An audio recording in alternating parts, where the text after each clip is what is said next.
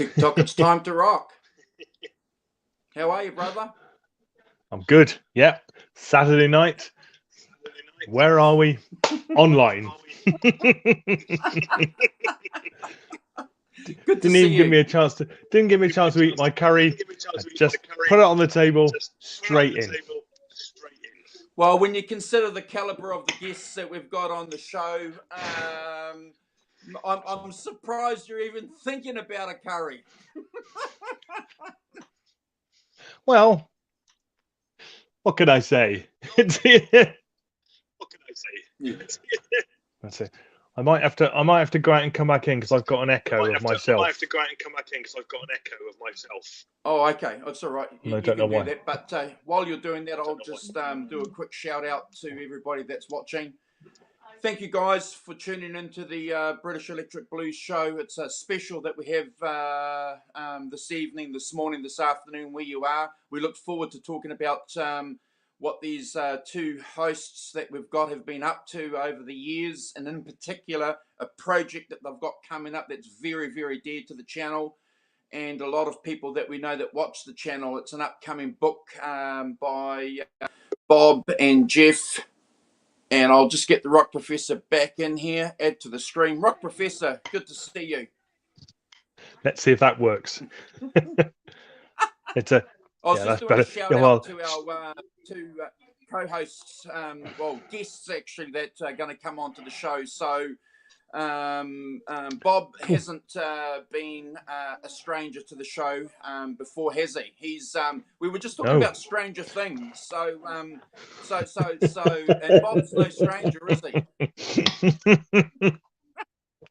He isn't. Not a stranger. Not anymore. No. It's like he has entered the British Electric Blues version of the Hotel California. He can check out, but he can never leave. That's right. We do look forward to catching up with him, though, and he's going to talk a little bit more, ladies and gentlemen, about the project that he's been working on and a couple of interesting events and activities coming up. Simon, that should be good. My volume is low. Very sorry about that, guys. Sorry, please, and forgive us about these technical issues that we've got. It is a problem. It is a problem sometimes. So if you guys can just give me 2 seconds, I'll see if I can fix my volume. Give me a second. I am good, Ted. You're right. Hopefully that might be better. What we'll do, though, is rather than bore you guys with me and Simon trying to sort out a few little things here, what we'll do is we'll get our guests into the chat and get them talking, and we can sort of see what we can do here behind the background. What do you reckon, Simon? Yeah, that sounds good. Sounds good. Okay, awesome. All right. Sorry, I was just listening to it on my iPad. Okay. No, it's me. Don't worry. Okay. I was just trying to listen to it to see what the levels were like on my iPad. All right. Okay. All right. All right. It's my pleasure. I get the feeling we're acting like complete amateurs today, so forgive us. We'll get there. Let's get easing our way in. Yeah. Because you're not in your normal studio, are you? Well, let's get the show on the road and get Bob into the stream, and he's going to introduce our extra special guest. Extra special. Hey, Bob. Hi, guys. Bob. How you doing? Happy Kate Bush birthday. Day. It's for you, Andrew. Thanks for having me again. I'm very happy that an old friend of mine, Curtis Meissner, is with us, who was the luthier at Hamer Guitars for a couple decades. So anytime you see a Hamer guitar, he probably has touched it in some way. We go back a long way. We have some stories to tell and some stories that we won't tell.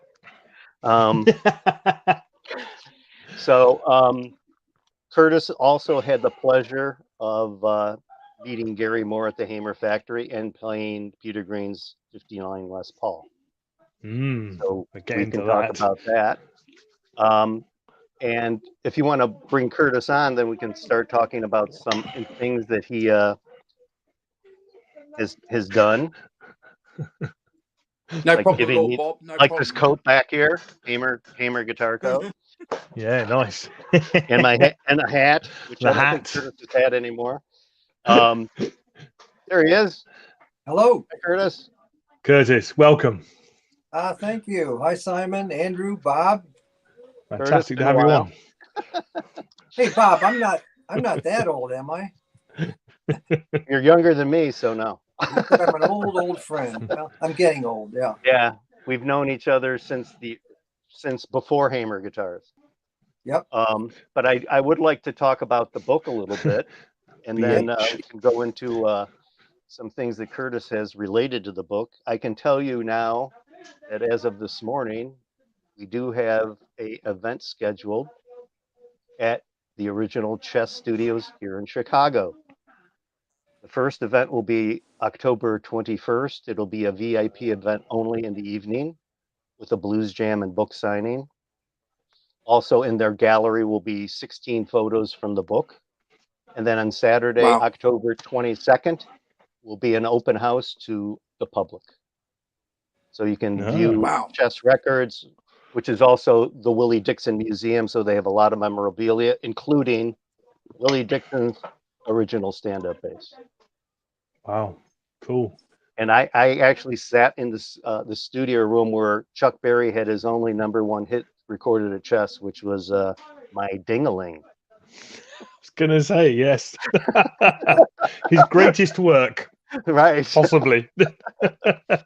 So, and Curtis, I don't know how long into Hamer, but Gary Moore came into the Hamer factory, and Curtis was one of 3 people there to get to play Peter Green's guitar. Right. I'll let you take it from there, Curtis. We had been working with Gary Moore over the years, and we were all big fans.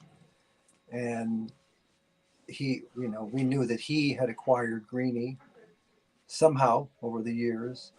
And I think he was in town we were making a couple other guitars for him that he was going to use on tour.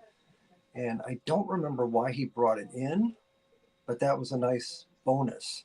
He brought the guitar in, and, everyone was going crazy about it. And I know Joel examined it, Joel Danzig, one of the partners, and Paul Hamer. We were, it was kind of chaotic because, everyone wanted to talk to Gary and see him. And to me, I kind of wanted to see the guitar, so it was kind of, great to see you. Great to see you. I got to look at this guitar. Can I see this? So, because it had been one of the iconic guitars over the year, and something that had this amazing sound.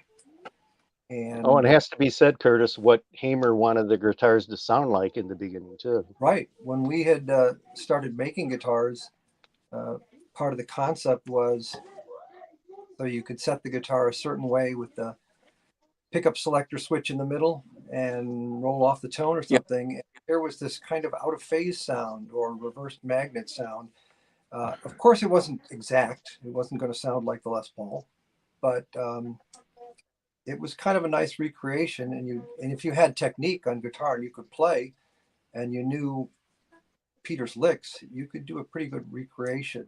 Now, not a lot of people knew about that was really the influence. But it was. One sound was kind of Peter Green sound, and another sound was really Danny Kerwin that you could get out of the guitars. So it was. And Curtis, that was a conscious thing when you started in Hamer guitars to go for these particular kind of, particularly British blues rock sounds. Absolutely, and we knew right away. Well, we'll wire these pickups out of phase if they're in the middle position, so you could kind of get that sound. And like I said, I don't think a lot of people knew about it. We didn't promote it that way, advertise it that way, but we knew about it because we kind of wanted to create some guitars that sounded like that, like our heroes, you know. This is when, Curtis? Early 80s or? Yeah, 80s. I can't remember exactly. Well, that's right. When he was in there, you know, because like Bob says, I'm getting old. Wouldn't it be the late 70s though? You know what? The date I cannot remember. I just remember, you know, being there and getting a chance to then, while everyone else was talking to Gary or. I'm sorry. Gary Moore would have been in the 80s. Yeah, it would have been. Yeah.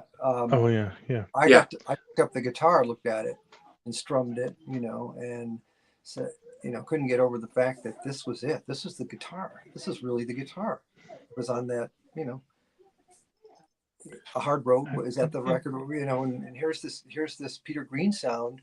And, you know, what I've always noticed is in my line of work, testing and working on hundreds and hundreds of guitars all the time, you know, every week, maybe 100 instruments. If we did a batch of 25 or 30 guitars, even if it was the same model, they all sounded different.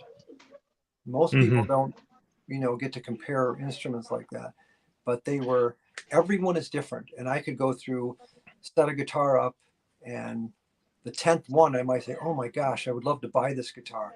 Listen to the sound of this thing. Listen to the sustain. It's amazing. So Peter Green's guitar always had this unique timbre and sound. And in his hands, with him playing it, it was iconic. It was incredible. So I didn't play it through an amplifier, but just it didn't matter because even acoustically, you can hear the sounds.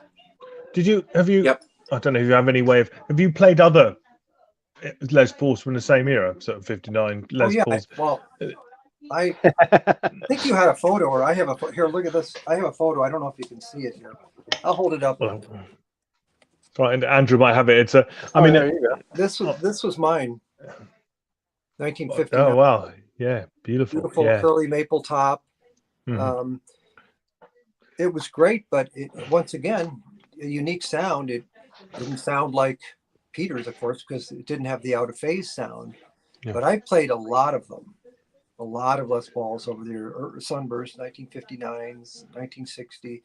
Because back in the day when I worked at Northern Prairie, which was a vintage music shop, that's really all we sold was old Les Pauls. We should go back. We should go back in time too, Curtis. We will, but so I just want to conclude. I was saying that it was amazing getting to play that guitar. I didn't get to play it because I couldn't put it through an amp when people are talking, but just to hold it and look at it and know that I actually got to touch that and play a few licks, Peter Green licks. It was really memorable, really an amazing thing. And the sad thing is that I never got to meet Peter Green. You know, so that's a big disappointment. Yeah. It's interesting, isn't it, that you say that thing about every guitar is actually slightly different, and even if you play half a dozen 59 Les Pauls, they are different individuals, because clearly the Gibson way is that they're handcrafted, aren't they? You know, and if you handcraft things, they'll be different. Remember, it's a piece of wood, and each piece of wood is slightly different, and each guitar will vibrate slightly differently, have a different resonant frequency and a different sound. They will. Depending on your electronics, your pickups, how strong they are, and the way the guitar vibrates, and it's just and it goes back to, you know, 1600s and 1700s with violin making. That's why they were so unique, Stradivarius, and some of them were just the most amazing, and some weren't that great. You know, I've played some Les Pauls that, they're okay, but not memorable. I'm talking about 59 or 60, and then some that are, wow, this is incredible. What a sound. And it's really the way our Hamers were, and it's the way every guitar I've ever owned. They're all different and unique. Yeah. Unlike most guitars today, where they're a lot more similar. Is that true? Or I'm asking if that's true or not. Actually, is it not true? Well, I don't know. I think it was a little different back in the 50s and 60s, and I think now everything's kind of cookie cutter, and the woods aren't that good that they're using, the type of woods they're using. So, that's just my opinion. Well, it's an informed opinion, clearly, because you've done spent years making guitars. But now I feel like it has some gravitas to it. One thing I want to say that Bob said, luthier, and I certainly learned everything about guitar making, but I was hired back then, Hamer, as a guitar player, because they wanted somebody who could set the guitars up to play perfectly, knew how to do that. And there's a lot of little nuance to that, setting up a guitar when you put the strings on it from them to when it's finished. And the idea was that when we finished with the guitar in my area, in the setup area, you could take that guitar anywhere on stage right then, plug in and go. You don't need to worry about it. Wow. It's going to be perfectly in tune. It's going to sound, and that, I pride myself on that because I have many compliments over the year. We did that all the time. We would take a guitar to someone and they would just put it on and start playing at the show.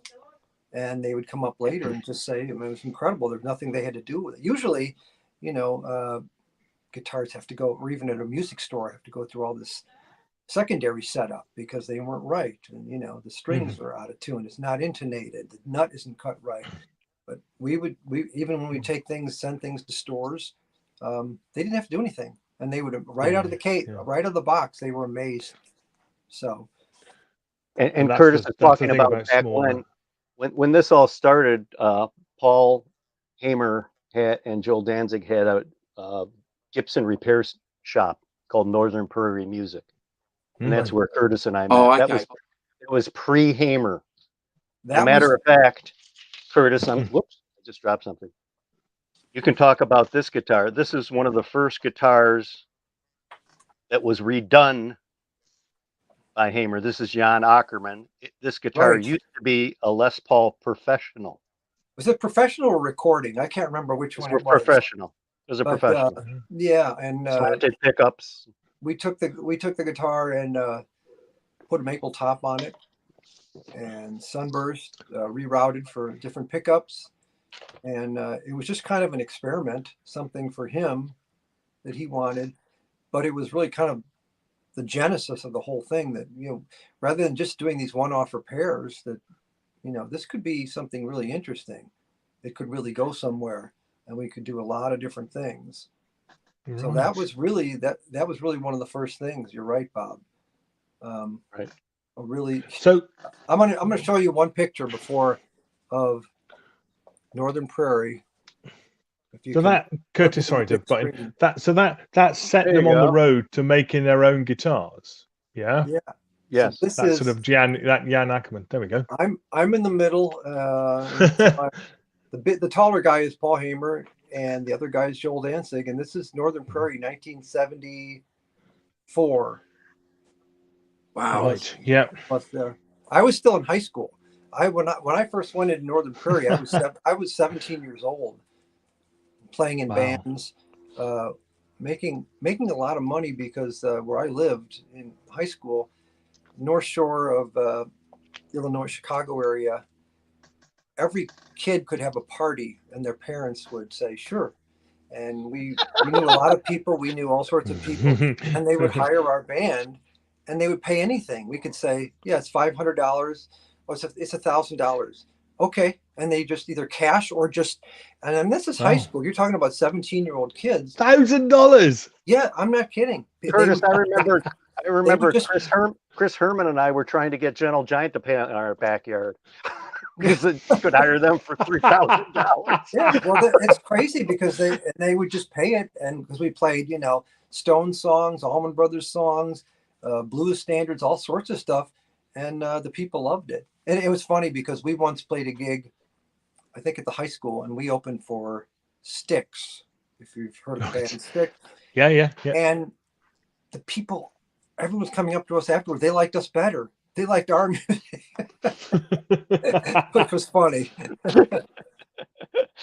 Because we were mostly, because here we are, 17-year-old guys, 17, 18, and we're playing all vintage instruments. We're playing old Les Pauls and old Strats through old Fenders and everything else, and getting these incredible sounds. And Curtis and I used to go with Paul and tour the country and going to vintage, music shops and finding vintage instruments, fixing them up, amps, guitars, and then reselling them. And then somebody came into the Northern Prairie once to get a guitar fixed, right, Curtis? Wow. Refresh. Tell me which. Mr. Rick. Oh, of course. Yeah. Rick Nielsen. Yeah. By the way, we have to say hi to Jeff Lowenthal and Michael Freeman. Yeah, Michael's in the chat, actually. Oh, is he? So, Okay. Hi, Michael. He is, yeah. Yes. Yeah. Hey, Michael. Michael, Bonus sorry you couldn't join us for lunch yesterday. I got together with Bob. I was hoping to get together with you too, but next time.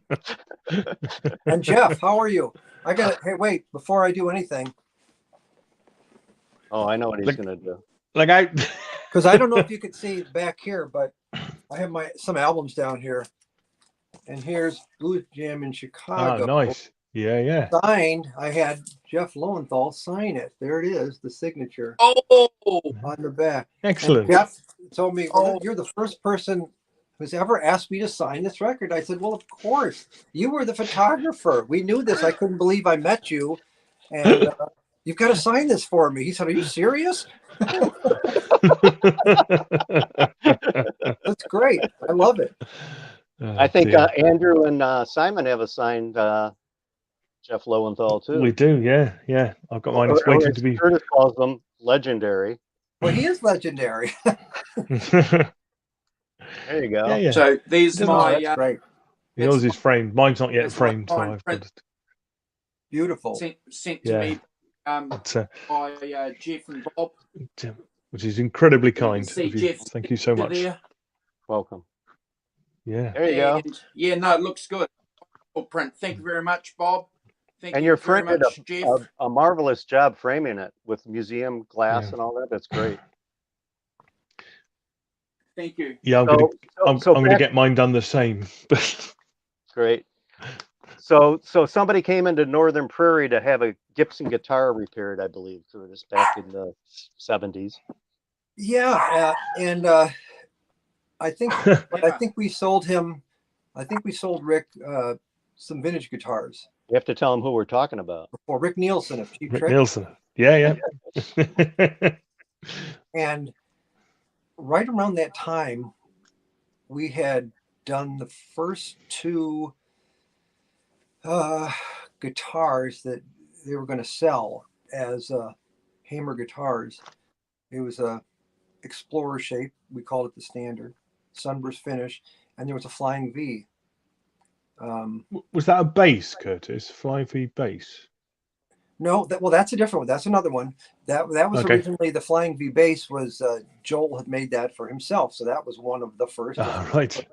That he wanted something, but these were, thought these could be models and maybe we sell them. So I was in college at the time. Came home right around Christmas time, and there's these two road cases with this one Hamer Standard and with the Flying V. Price tag, Paul told me, well, yeah, these are we're going to sell these, and there's $850 each.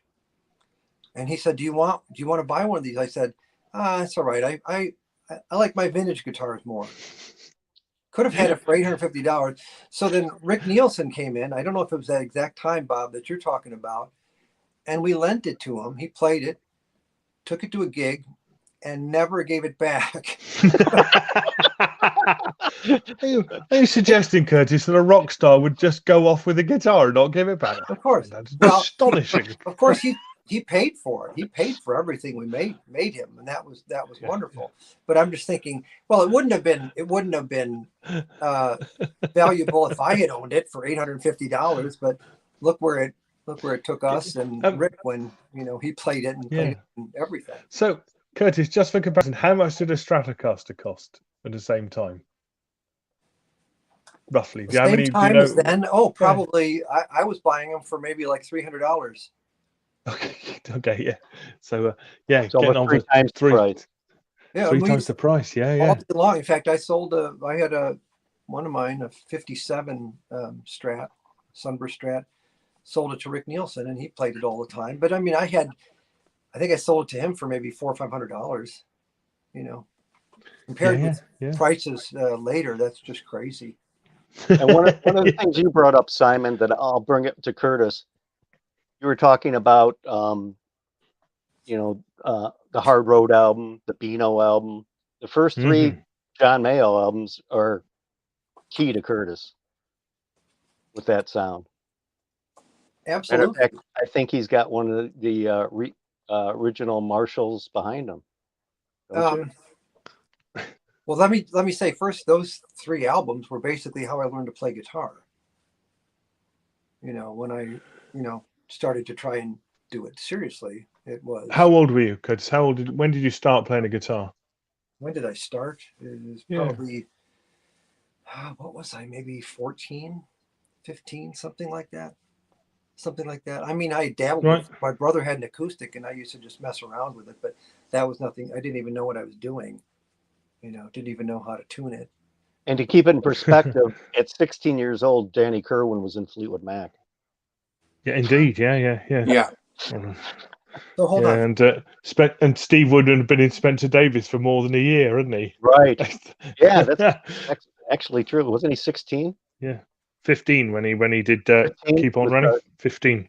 So I still have them. Here's my original copy of Hard Road, and when Clapton left, I thought, well, what are they going to do now? And then this guy comes along, and it was incredible. It was like they hadn't missed a beat, and he's completely different, but just as important and just as talented. I mean, it's just like, how can this be? How does John Mayall get these people?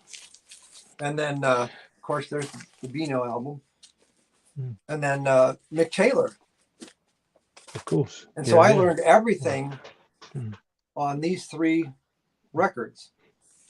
And it's an extraordinary piece of synchronicity, isn't it, Curtis? That all those brilliant blues guitar players were in London about the same age, about the same time, coming through. That's amazing. True. And then, of course, they all had a Sunburst Les Paul, so I had to go out and get one. And so I'll tell you a quick story because so there was a shop in Chicago called Wooden Music, and I went in there once and heard that he had one up on the wall. So beautiful Sunburst Les Paul. I think it was 1960. I'm not positive. Incredible flame maple top. And he said it was $1,500. And I said, okay, well, I don't have that much. I'm still in high school. So I had like $500 or $600. I gave him that, and he would hold it. And then I was going to pay him over the next 2 weeks, the remainder, when I get the money. I think we had a couple more gigs or whatever. And then, a week later, I get a call. Jim Beach, he goes, well, I've got bad news for you. The FBI was just here.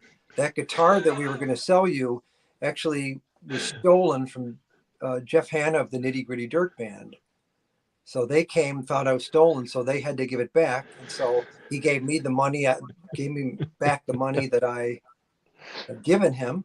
And so I was 2 weeks away from actually owning it. But then they would have come to me because Jim Beach would have said I sold it to this guy, and they would have knocked on my door. So it didn't matter. It was stolen, and that was it. In fact, that was the best way round. Yes, absolutely. You lost nothing. Yes. So then I think a couple months later, we got in a Sunburst Les Paul or Paul found it. I can't remember at Northern Prairie. And I said, okay, I don't care. I'm buying this, whatever it was. And I still think I traded something, and I think I paid $1,200 maybe for it. So here's a picture, because before that I had a 3 pickup custom. I'll put this photo up here. If you can get the screen up. Okay. There you go. There you go.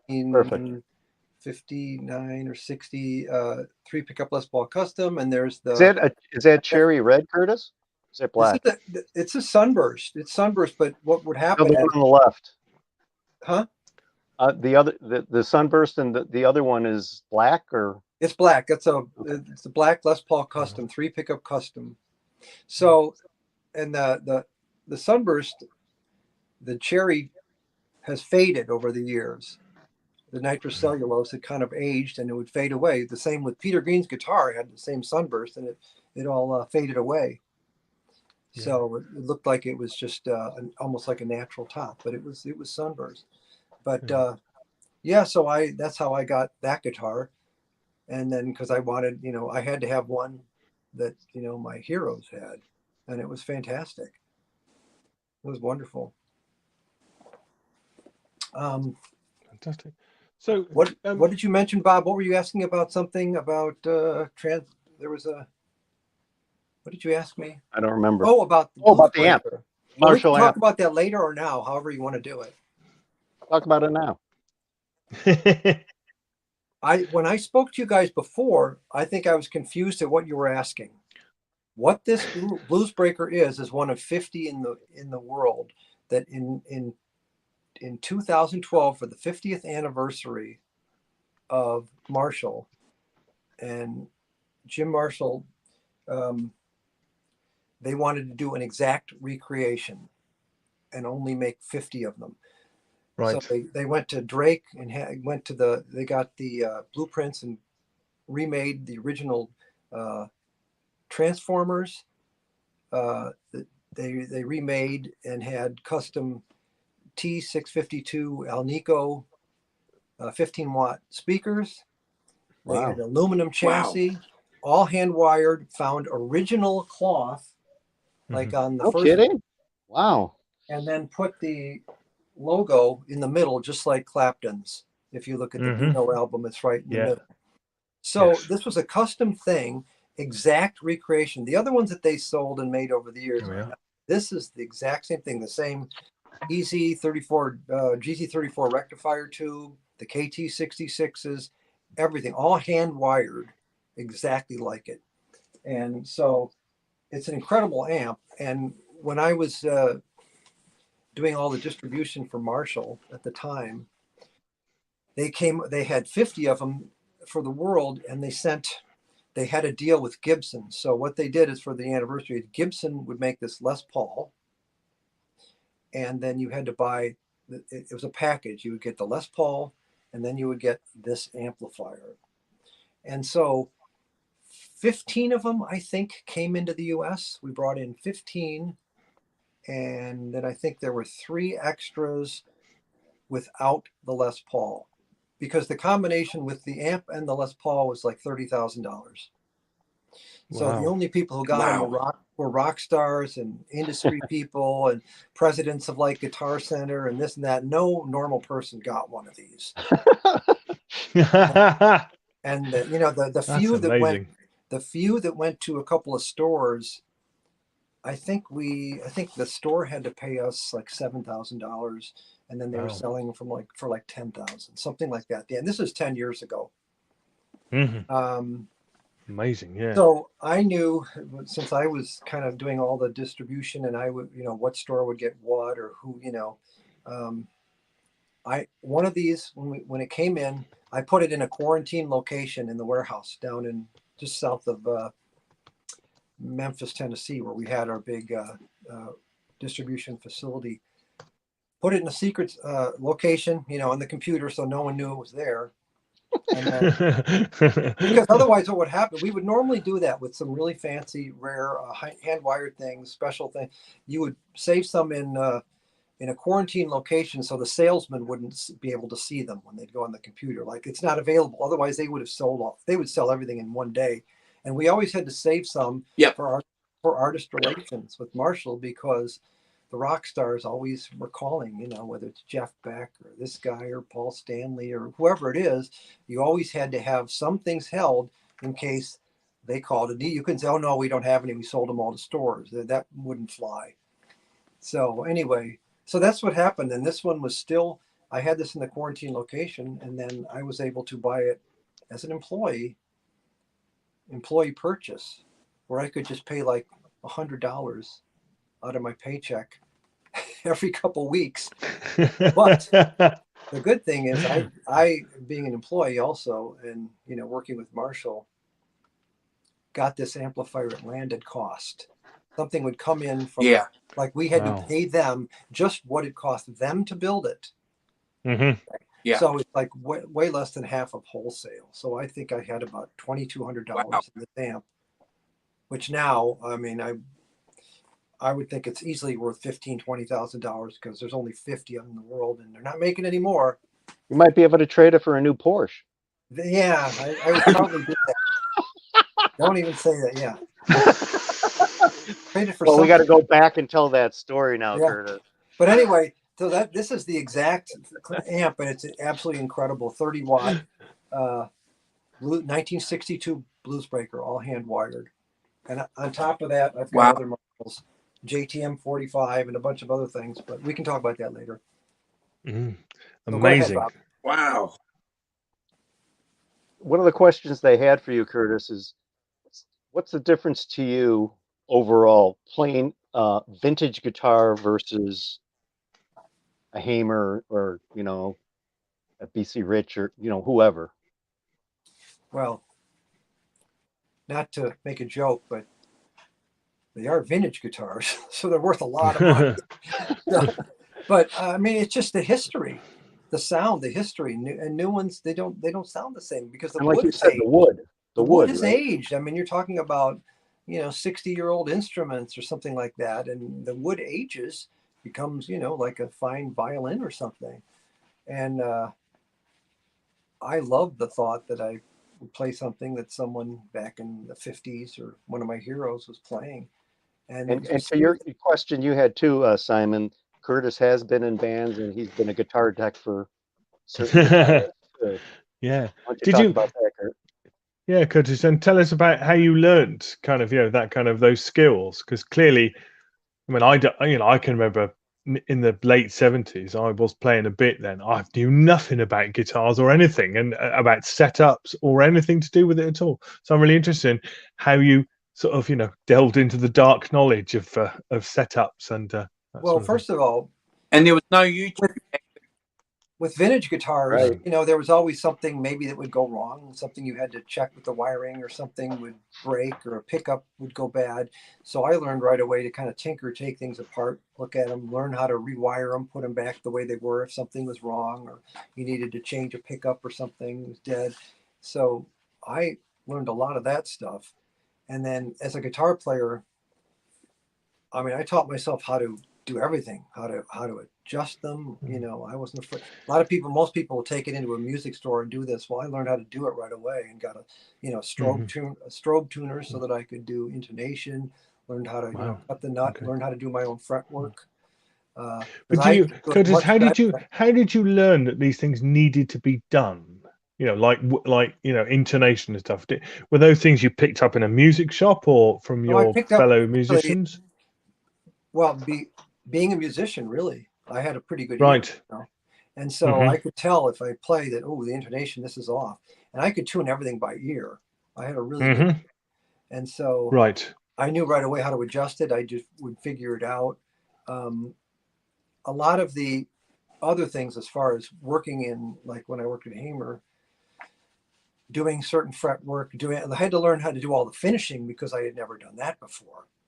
How to do the spraying, the sunbursting, sanding, buffing, assembling, wire, all that production sort of, even though you're talking a very small scale production.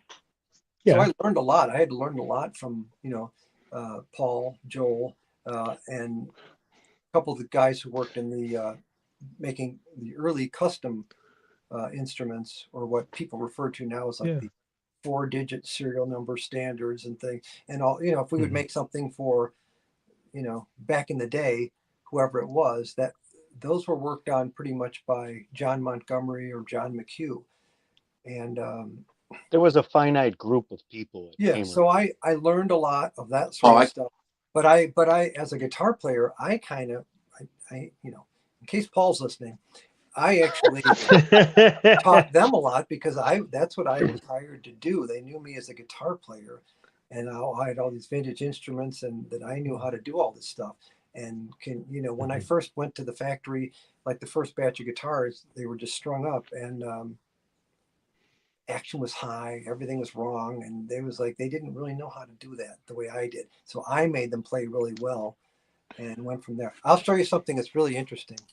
So, Curtis, that's what you bought. That's what you bought to the very early Hamer guitars, was because you were a guitar player. You could play it and go, "Well, this plays terrible. I got to sort this out," and do the action, do the intonation. Okay, That's what I brought originally, and my knowledge about that, and about what sounded good, when we started making things, every guitar we ever made, like a new model, we would start, we would make a rough prototype, you know, maybe just take a neck, put it on a body, and they would sketch something out, and they would always bring it to me. Well, where do you think of, where should we, how should we do the pickups? Where should we put the electronics? Where should we put the volume, the tone controls? And I would, you know, like I'm playing it, figure, well, this isn't going to work. You might try this. And then types of pickups, because the early days of Hamer, we, you know, I was at the shop in Northern Prairie when Larry DiMarzio first called. I don't know if you're familiar with DiMarzio pickups, but he said, I'm going to start making these pickups. We want to send you some prototypes. And sure, great. You know, and then he would send them to us. We'd put it in a vintage guitar. Right. and then try it out and say, well, this isn't quite right. Can you wind it this way? Can you do a little this? Can you do that? And so that was, I was using my knowledge again as a guitar player in the history of British blues and the influences I had to get certain sounds. And so here's one funny thing is when one prototype, I can tell this now, it doesn't matter, that Larry DiMarzio sent us, and I put it in, I had a 1959 Natural ES335 dot neck, which you know, would be worth a fortune today. Of course, I got rid of it. But I had a prototype pickup in it, and then we got a call from this guy who played in the Tonight Show Orchestra, Johnny Carson's band, named Mitch Holder. And he'd been looking for one, you know, and I think we were selling, you know, we used to send out like a mailing list from Northern Prairie of the different guitars we had in the shop. So he said, I've been looking for one of these forever, you know, and I'd like to buy it. And I said, okay. I think I sold it to him for $500. You know, probably a $50,000, $60,000, $100,000 guitar. Not a Porsche. But send it to him and then realized, oh my gosh, I left the prototype pickup in there. And I kept the patent applied for out there. So, oh God! He never complained. He loved the guitar, and I used to tune into the Tonight Show and see him playing it. So whatever, it doesn't matter at this point. Well, Curtis, I hate to bring this up, but we've made a couple Porsche comments, so now you got to explain the joke. Just being rude. Yeah, well, of course. And I know that. Simon or Andrew has a photograph of my Porsche at the Palatine shop out front somewhere. I know you had one. Oh yeah. So the problem back then, being young and having all these vintage guitars and that sort of thing, is you were always buying and selling and trading them. Always. You never thought, oh, I'll keep this forever and it'll be. You never thought it'd be. There it is. 1972 911S. So anyway. Yes, look at that. Well. We had a friend who actually was a dealer in Porsches and was selling them. And one day Joel wanted to go out and drive one. And the guy said, yo, you got to come and look at these Porsches. Okay. So Joel was kind of like a race car fan. And still is. This tiny little back seat. And we drove this car around. And I remember Joel driving it like a maniac. And the guy was in the car with us saying, well, if you wreck it, you bought it. You know, so luckily he didn't wreck it. And then I was kind of hooked, and I thought about it for a week or two. And I said, you know what? I would love to get that car. This is a hell of a sports car. This is fun. This is crazy. Yeah. Well, how am I going to afford this thing? You know, and I talked to the guy who had these cars was also a guitar player, terrible guitar player, but he knew about vintage instruments. And I said, well, hey, would you trade? I have, you know, because I know you want this much for the car. I'll trade you my 59 Les Paul. And he said, okay. So that's what we did. So that's the way it was. We'd buy and sell something, or you'd trade it, and you wouldn't think of, because at the time a Les Paul was worth, you know, $2,500, you know, $3,000. It wasn't, you know, who knew it would be $500,000? And now it's still about the same trade, Curtis, isn't it? Yeah, one of those old Porsches is probably worth the same as a vintage Les Paul. It's actually a good point. Well, and that's another thing. Then I had the car and drove it around for a year or two, and then sold it to a friend who wanted one. I said, "Sure, you know, I got something else." You know, it just never stops. You know. Well, and then of course, one other story here. I had, if I can keep going, one of my guitars was a 1954. Please do. A 1954 Sunburst Stratocaster, one of the first 6 made. You know, it was almost. You're going to make Andrew cry, It was Curtis. really kind of a prototype. And a friend had it and was selling it and brought it into Northern Prairie. I mean, this was untouched. It still had original strings packets in the case and things with this old brown coffin case. It'd been sitting there forever. And this is like 1975. Yeah, maybe 75. Look at that. Guitar's 20 years old by then. Can you imagine? They wanted $700 for the guitar. So I traded my 57 Strat and $200 and had the guitar. 54. Wow. And so I called up Fender at the time, the people who were still working there, and I told them what it was and the serial number, which wasn't on the metal neck plate. It was actually on the plastic cover where the springs would go.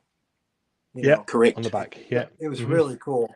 So they said, wow. Oh yeah, that was one of the first 6 prototypes that we made. And of course I took it apart because that's what I do, to check it out, to check the wire, wiring. And there's a piece of tape in the wiring cavity with a name written Mary. And so I asked them, I said, yeah, there's this little piece of masking tape in there and it says Mary. And they said, oh, well, Mary still works here. She's like 60 years old and still does some of the wiring. Still doing it. Oh my God, I've got this guitar. Wow. And she actually did this. So that was the good news. I had it. And then the bad news is I got a call from my friend Richie Mayer, who I originally got the guitar from, and he wanted the guitar back for something. And I'm like, well, sure, why not? So I traded him a 56 Les Paul and some cash. Got that, and there went the guitar, so that it just kept going. Well, there's another story. You could retire to a Pacific Island on that now, couldn't you? Feet on desk, big cigar, looking at the sun. The other story you have to imagine talk today about, Curtis, is Michael imagine Schenker. Today what Joe Bonamassa would pay for that Strat. Well, clearly, I mean, my God. Amongst others. Yeah, I mean, this. Who cares, right? Easy come, easy go. Yeah, easy come. Yeah. And that's 56 Les Paul I had was beautiful. It was actually, what they did is it was 56 and they stripped the top, the gold off, and refinished it sunburst. So, and back then what they would do, instead of the factory down the center, no, it was done afterwards. Someone did it. Oh, okay. Yeah. And so instead of it being book matched, the maple top curly, it was kind of off centered. So probably they would do things like that and then spray them gold and make them gold tops, things like that. Yeah. Sure. But this guitar had an incredible, unique out of phase sound, and it was wired incorrectly, and it had a kind of like Peter Green, but screaming out of phase that was really wild, and people used to hear that, and it was just an amazing guitar, which of course I sold or traded to someone else. And I remember talking to Rick Nielsen about that because I think I offered it to him once for something. I was trying to trade for one of his Flying V's, and he didn't want to do it. And then later, I remember Paul Hamer talking to him and said, boy, you really missed the boat on that, Rick. This is one of the most amazing sounding guitars ever. But and I have to point out that Curtis used to be, back in the early days of my genre with Cheap Trick, he used to be Rick's guitar tech, and Rick would always tell him, because Rick would change guitars like on every song almost. And when you handed him a guitar, what did he tell you, Kurt? Do I have to bleep it? No, because he would always say, "Don't fuck up," and so that was always his. I have to. Wait a second, I got to say something else. I know you get a kick out of that, Andrew. So to that day forward, always, on their records or whatever, he would sign it. He would sign it like I have the Budokan album with all these signatures. And this says down over here to Curtis, don't blank up. You put that on the album. And one of the best signatures here was, I think, from Bunny Carlos. See, this is dated 12/23/78. They all signed this, and Bunny puts, "I hear you're eternally high in the lacquer booth, and you're spraying. So charge more because you save on dope." But you know, anyway, hilarious. That's lovely. That is. But I was part of. I have these other records, and you guys know Rick Nielsen, the iconic checkerboard V, that Mr. Bowery Boy. And I was one of the ones with Joel Danzig working on that, and we had to tape up the entire guitar, and then and take it and remove every other little square to then go. And it was just an incredible project. You would never do it that way now, but we did that. we had so many iconic guitars. You guys, I'm sure, saw this one. One that looks like Rick. He called Uncle Dick, and I remember I set up every single one of those. They all came. Didn't it have a head? Look at that. The face could change. He could change. Oh yeah, You could take the head off of this thing and put a different one on or something. But he always just left it like that. And we had all sorts of crazy things. Oh dear.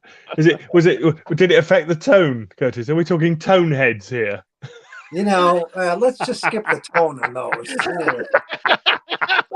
But it's my favorite thing. Tone heads, tone screws. Rick was if you don't put the screws back in the right. I heard somebody saying that they were doing up a 62 Stratocaster, right? And they got criticised because they didn't take the screws out of the scratch plate in the right order.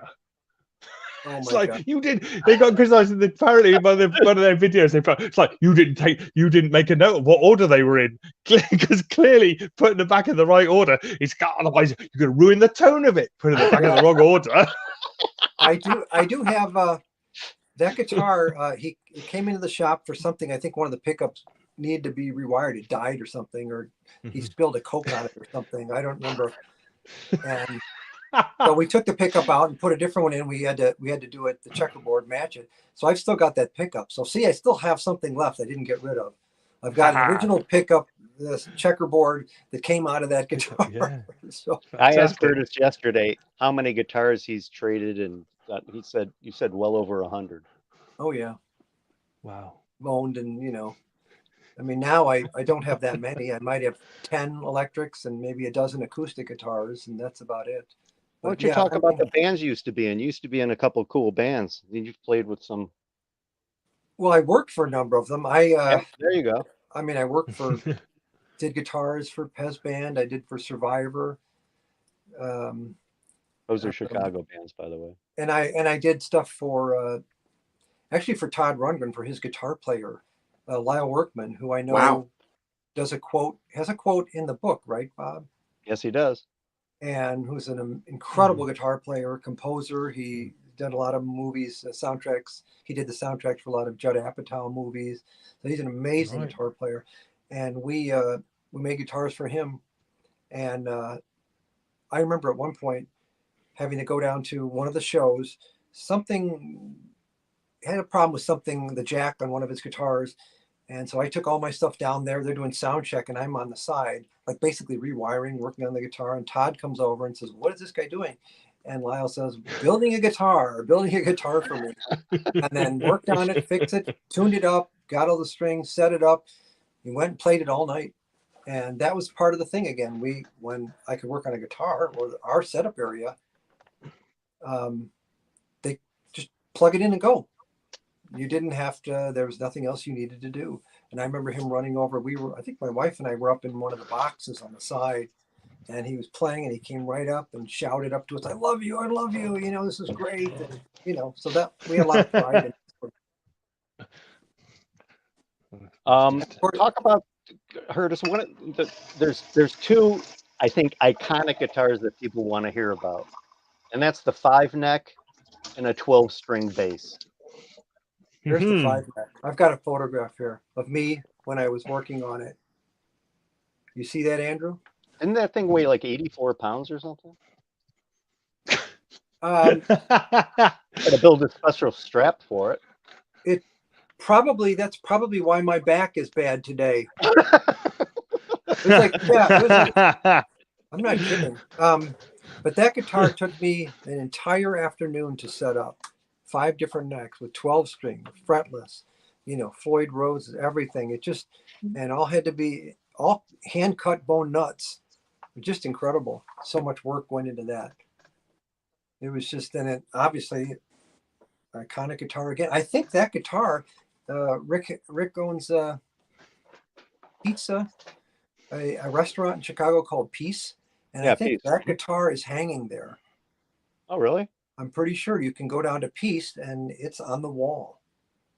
Anyone can see that. I made him another one. Hey, Jeff. Jeff's on. Say hi, Curtis. Hello? Who's on? Lowenthal. Jeff, how are you? Legendary. Legendary Jeff Lowenthal. There he is. So talk about the inception of the 12-string bass with Tom Peterson. Oh yeah, well, we had done 8-string basses for him, for people like Nick, Jeff. And for people like, oh, there it is. Look at that. We had done basses. Thank you, Jeff. For Nick Lowe and Pete Thomas and a number of people. And Tom wanted something more. Then we made him a 10-string, and that wasn't enough. And he said, "How about 12? How about 12 strings?" Yeah, sure, whatever.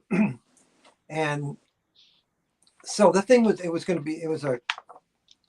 be a quad bass too, which means every string set of 3 strings, a root and 2 octaves, had a separate control: volume, tone, treble, but so you could control the thing any way you wanted for any type of sounds.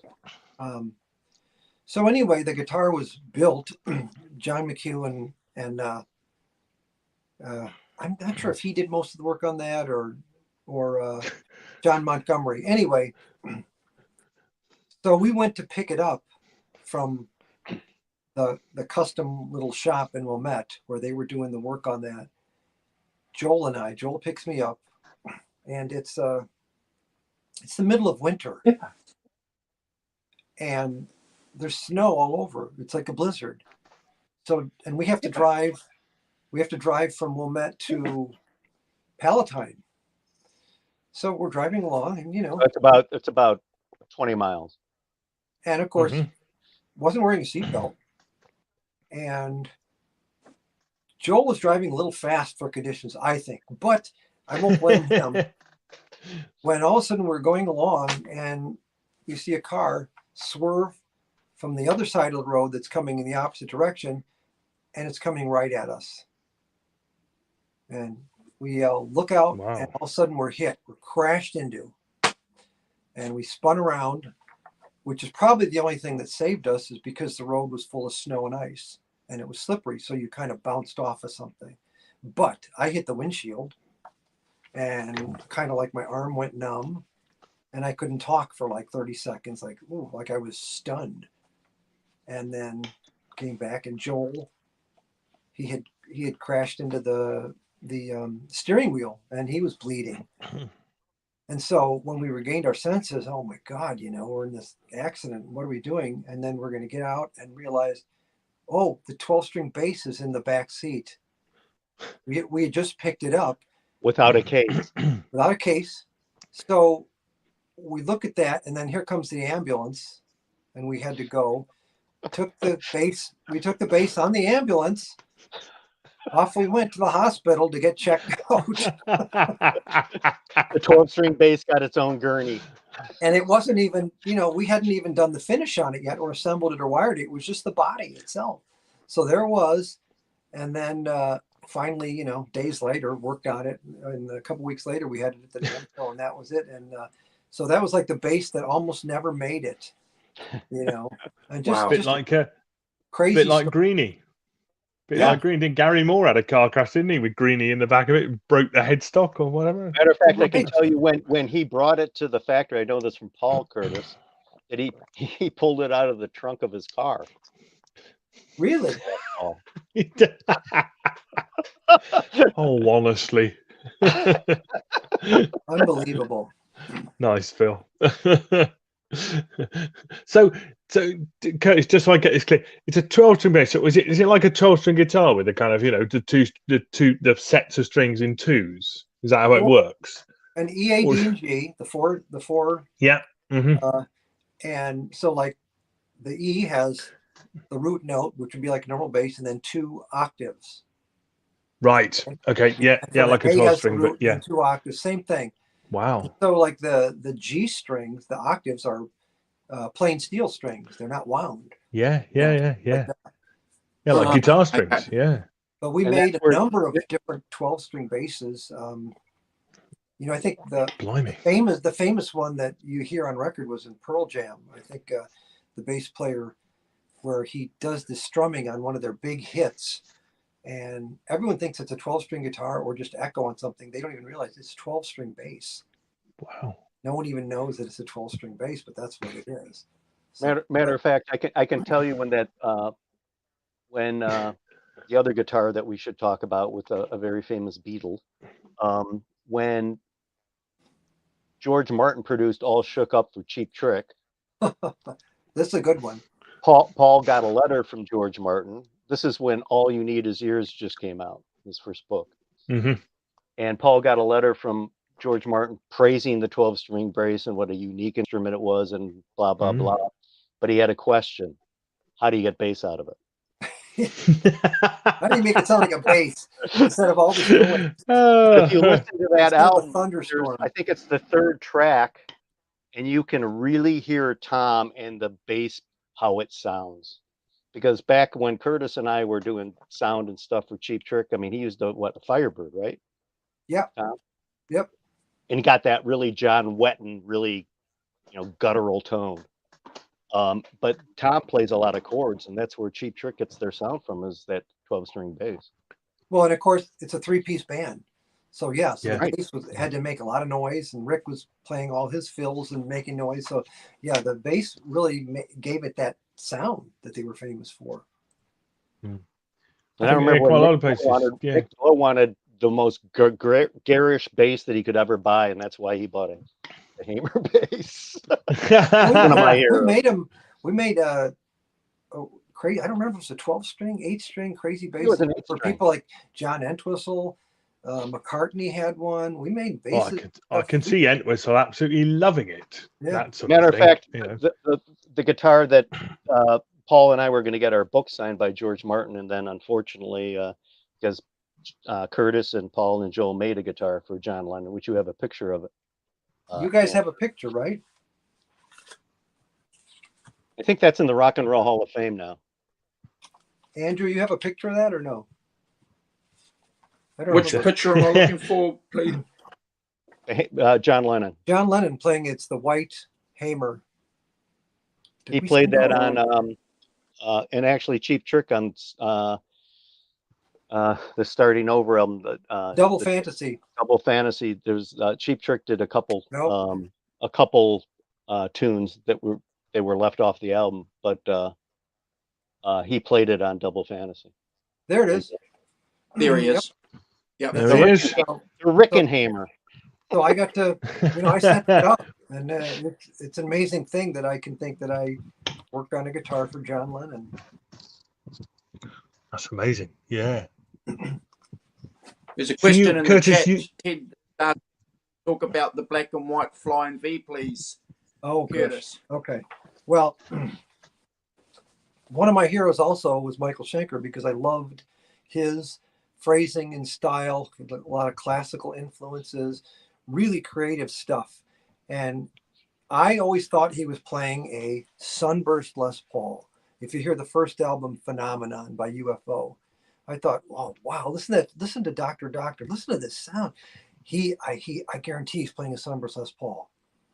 So, to my surprise, we went to see him, I think, to try and sell some guitars, like we were always. And he's playing this Flying V. He's playing a 1971. It's a 1971 Medallion V. They made, I think, 250 of them, 300 of them. And I owned like 3 of them because I immediately had to have one. And every one of those was different. Every single one of those was different. So his had a unique sound. And so when he Oh, actually, hold on. Oh, he saw something. It's got a picture of it.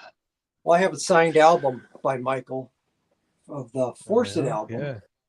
He signed it to me. And if you zoom in on him playing, I know it's hard to do here, that's the 71V when it was still cherry finish with the medallion on it, which later, it was later white, it was black, and then we did this finish on it. So anyway, when we first had it, he had broken the headstock off of it.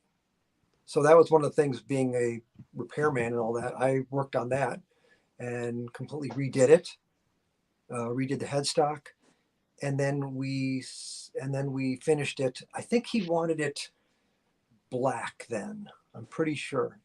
So then he was playing it and had it on tour, and then at one point he broke the headstock again. I think this was. I don't know why this happened all the time. Maybe too much drinking. I don't know. But he's obviously an angry man. so because I was down at the International Amphitheater, and I went down there and to see UFO, and I immediately just went up to someone and said, "Oh, I'm so and so from Hamer. Kurt, I've worked on Michael's guitars." And then he said, "Oh, hold on a second." He goes back and gets Michael, and Michael comes walking out. He says, he had a thick German accent, but he could speak English. And he said, Are you the one who worked on the guitar before? I said, "Yep, that's me." He goes, "Okay." And he goes back and gets his guitar with the broken headstock. And I'm just standing there, and there's all these people in backstage. I'm like, "You're going to hand me this thing? I hope someone doesn't try and rip it out of my hand, So I got it, immediately went back to the car, and what did he just hand it to you and say, "Here, fix this"? Well, luckily it was in the case, but still, there's all these people hanging around back then, and he just walks up and hands me a case. I'm like, "Oh, now I got to get out of this place with this thing." That's really not the way to do it. Wow. Okay. And to answer your question, Simon, yes. Yes, clearly, yes. I've got a surprise for you. Fix this. Yes, thanks. There you go. Wait a second. So there it is. That. That's that. Now that's when I ended. So okay, so I took it into work, and then I had to reglue the headstock again, and totally refinish the whole thing. So he said, well, this time he said, I want it black and white, half black and half white. I said, okay, fine. And so I did that, and then thought, well, wait a second, let's do something even better though. On the pick guard, let's reverse it. Let's do half white, half black, but reversed. And up on the headstock, the truss rod cover, let's reverse that too. And he thought that sounded like an interesting idea. So I kind of created that finish which later became his kind of iconic signature that he always played, was that guitar. And then later, it was smashed or whatever. Then he played Dean guitars later, but he always used that look, that type of black thing. and white. So but I came up with that. But anyway, so here's the deal. So when I did the work on it, mysteriously, then it's finished. A couple weeks later, we get in contact with the management. Oh, well, we don't know where Michael is. He left the band. What do you mean he left? We have his guitar here that I just spent like 3 weeks working on, and he owes a big bill on this thing. What do you mean? Well, we don't know. He went crazy. He just left. We don't know. And they had to hire another guitar player to fill in, and they didn't. And so it's like, well, you're kidding. What are we going to do here? Well, you guys better find him. We have the guitar.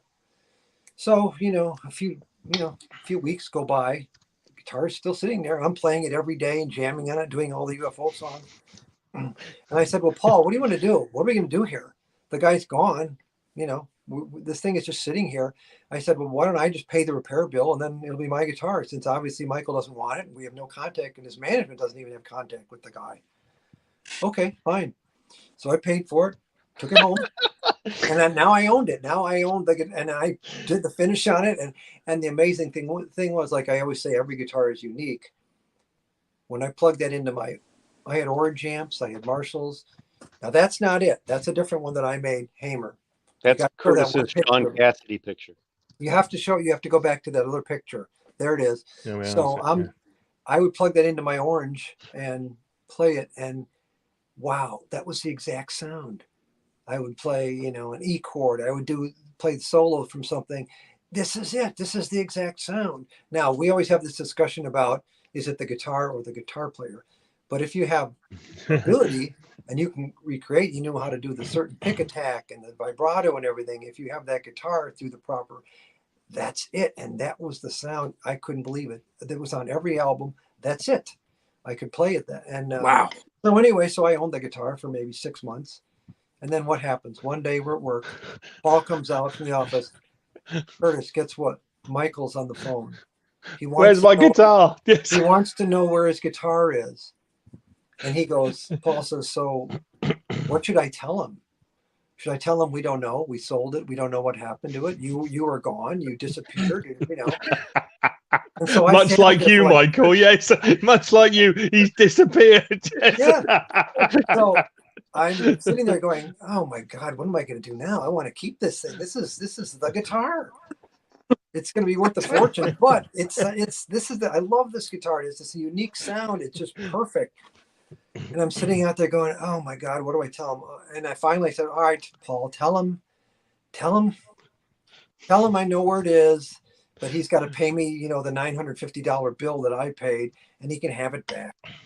And well, he was kind of a hero of mine anyway. What was I going to do? It would have been kind of nasty to keep it. So, but there's another guitar. Imagine what that would be worth today again.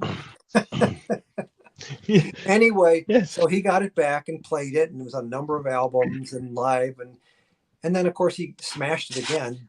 At one point, it got wrecked permanently. And that was it. Peak. Yeah, so that was that tragic story. So at least I have that photograph of me at home playing with it. Yeah. And I had it for 6 months, and so that's the way that story went. so he didn't send it back to you in an envelope as Match would, because they put this back together. No, that was really no, we didn't hear from him again. I think that after that he got a deal, decided Dean Guitars approached him and, we'll make you all these guitars and we'll give them to you for free and everything. And, so that's what they did. And that's what he played. One of the things Curtis and I talked about, and I was asking him for his expertise, there's a video of Fleetwood Mac, getting back to the book sort of, that they're playing Like It This Way, which is from Fleetwood Mac in Chicago. And Danny Kerwin breaks, I think it's his C string. And Curtis, and he doesn't miss a beat. Right. And that's not easy to do, correct? No, it isn't, because it really messes with you, because a string, you're used to doing certain things and going to grab a string and there's no string there, and you have to just play like it isn't there. But even more so, it changes the tuning.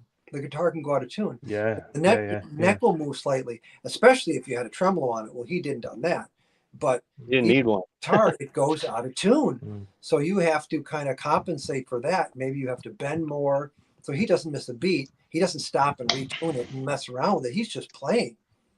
So it showed that he had a really good ear, and that's really difficult to do. If you've ever been on stage at a gig and a string breaks, and you go, oh boy. Normally what do people do? They pull the string off, take the guitar off, go get another one. They don't keep playing.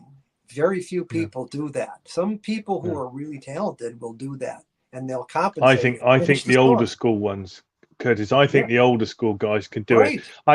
I'll back that up. I've got just an ordinary Japanese Stratocaster, and I just played a covers band, and one of the songs we play is a song called "Stuck in the Middle." And basically, I played the slide guitar on it. Yeah, and I just detuned the top E string down to D, so you could play slide on it, right? Yeah.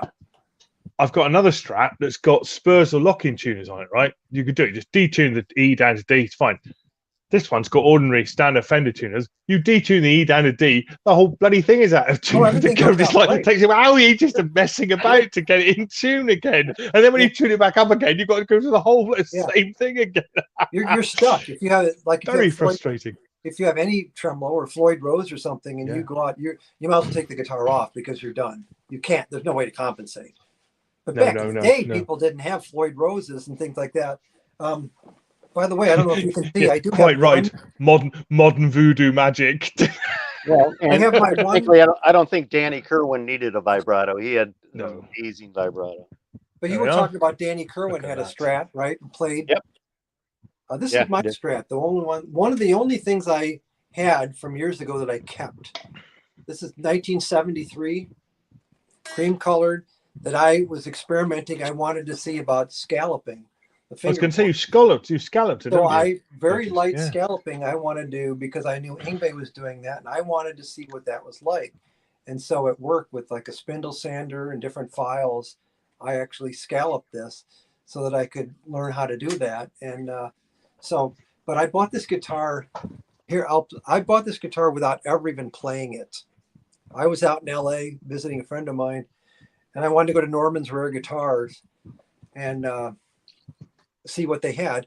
And when we drive over there, I'm leaving the next day, the only day I have, and it's closed.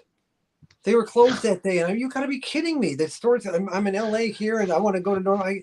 I'm leaving in the morning and I see this guitar hanging like in the window, kind of off to the side. And I'm like, oh my God, I know what that is. It's got to be a 73 Strat. It's got everything, it's the 3-bolt. It's got the peg head, everything about it. Yeah. It's cream colored. This is really desirable. This is perfect. And I told my friend, you've got to go back there the next day when they're open. Go back there, tell me what it's like, and I'll send you the money. I'll do it right away. So he goes back the next day, plays, says, this guitar is incredible. It's unbelievable. And it is. It's a really thin neck. I love it. It's super sound. And he plays it and I go, okay, great. How much do they want for it? I think they wanted $350 for it. Which is now these things are worth $350. Yeah. So anyway, so he plays it and I go, okay, great. Well, send it back to me. So I send her the money. Yeah, send it to me. Okay, I'll do it. A week goes by, no guitar. 2 weeks goes by, 3 weeks. I'm calling him up. Where's my guitar?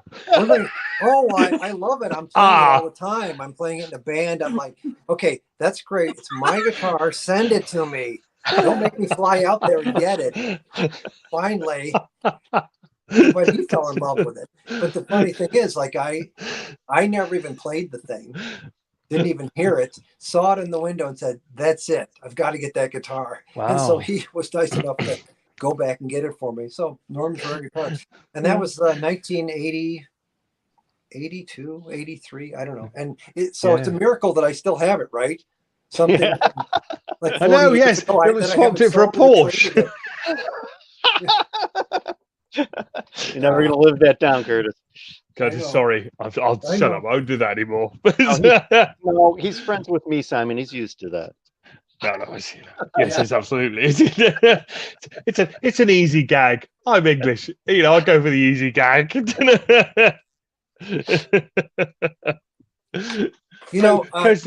you got any other old guitars that you've had for a long time, or do you swap them all for other stuff? And no, I don't have any other vintage guitars except my Hammers. Some that I have. Yeah. That are. Can we have a look? Can we have a look? Show us a couple of them.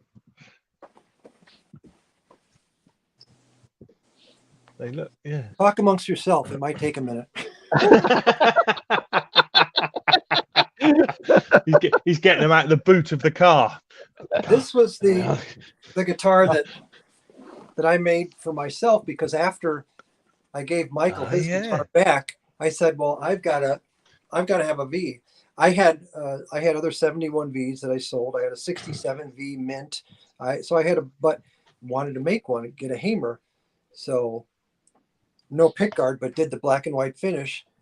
And then at the time we were not doing flying V, like V peg head type things. We were just using 3-3, like our standard peg head. So I had them sand down a regular peg head, kind of like a flying V peg head, then put some, put these tuners on it. I don't know what these came off of, some vintage guitar. But the cool thing about it is, some 59 guitar, whatever. The cool thing about it, if I can hold it the right way, I don't know. Or is that upside down? That's upside down. I had Paul Hamer and Joel sign the pickguard on the back. Yeah. So that's Wow. Hamer on top, Joel Danzig on the back, and Joel Yeah. wired it for me, but but I did all the other work on it, everything on it. So that's pretty cool, and I love it. And this was like 1981, and Wow. I would never sell it. How about the Explorer behind you? Oh my God! Wow. What pickups has it got in it, Curtis? Sorry, before we. This these are Duncans. I think Duncan 59s or something like that, or JBs. Yeah, I can't remember because I tried a number of different pickups. I don't remember what I ended up leaving in it. Yeah. Patent to pied falls. By the way, for your viewers that are watching now or later, the people that are publishing the Peter Green book, which is Schiffer Publishing, Schiffer, kind of like my name. About 12 years ago, Steve Mathis did a book on Hamer guitars. Oh, nice. So I don't know if it's still out there, but Curtis and Paul and Joel and everybody contributed. And he's also thinking about doing a second book, which is maybe more technical. So that could be forthcoming too. But the Hamer book is about, I think, 12 or 14 years old. And there's a lot of great pictures in there. So it's so I have this. We made a series of Carina Explorers, or we called them Standard, back in 1995. Beautiful. And I think we made 100 of them. So I was lucky enough to get this one, if I can do this without breaking it. It is, I don't know if it's upside down or not. This is 001. This is the first one of the 100 that we made. So, and of course it's mint. I never play it, but it's incredible sounding guitar. So in fact, I was playing around with it the other day, and it was still in tune. Sounds great. Wow.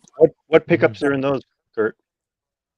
That's a good question. I think it's some sort of custom Duncans that we had made for us. I'm pretty sure that's what they were. Wired specially for us, but I don't remember which ones exactly. But yeah, all Carina, just like the original Explorers.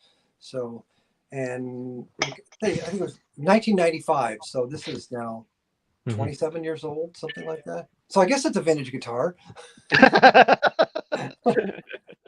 What is it? What is the definition of it? Is it 25 years old or something, or 30? I can't remember what it is now. I don't know.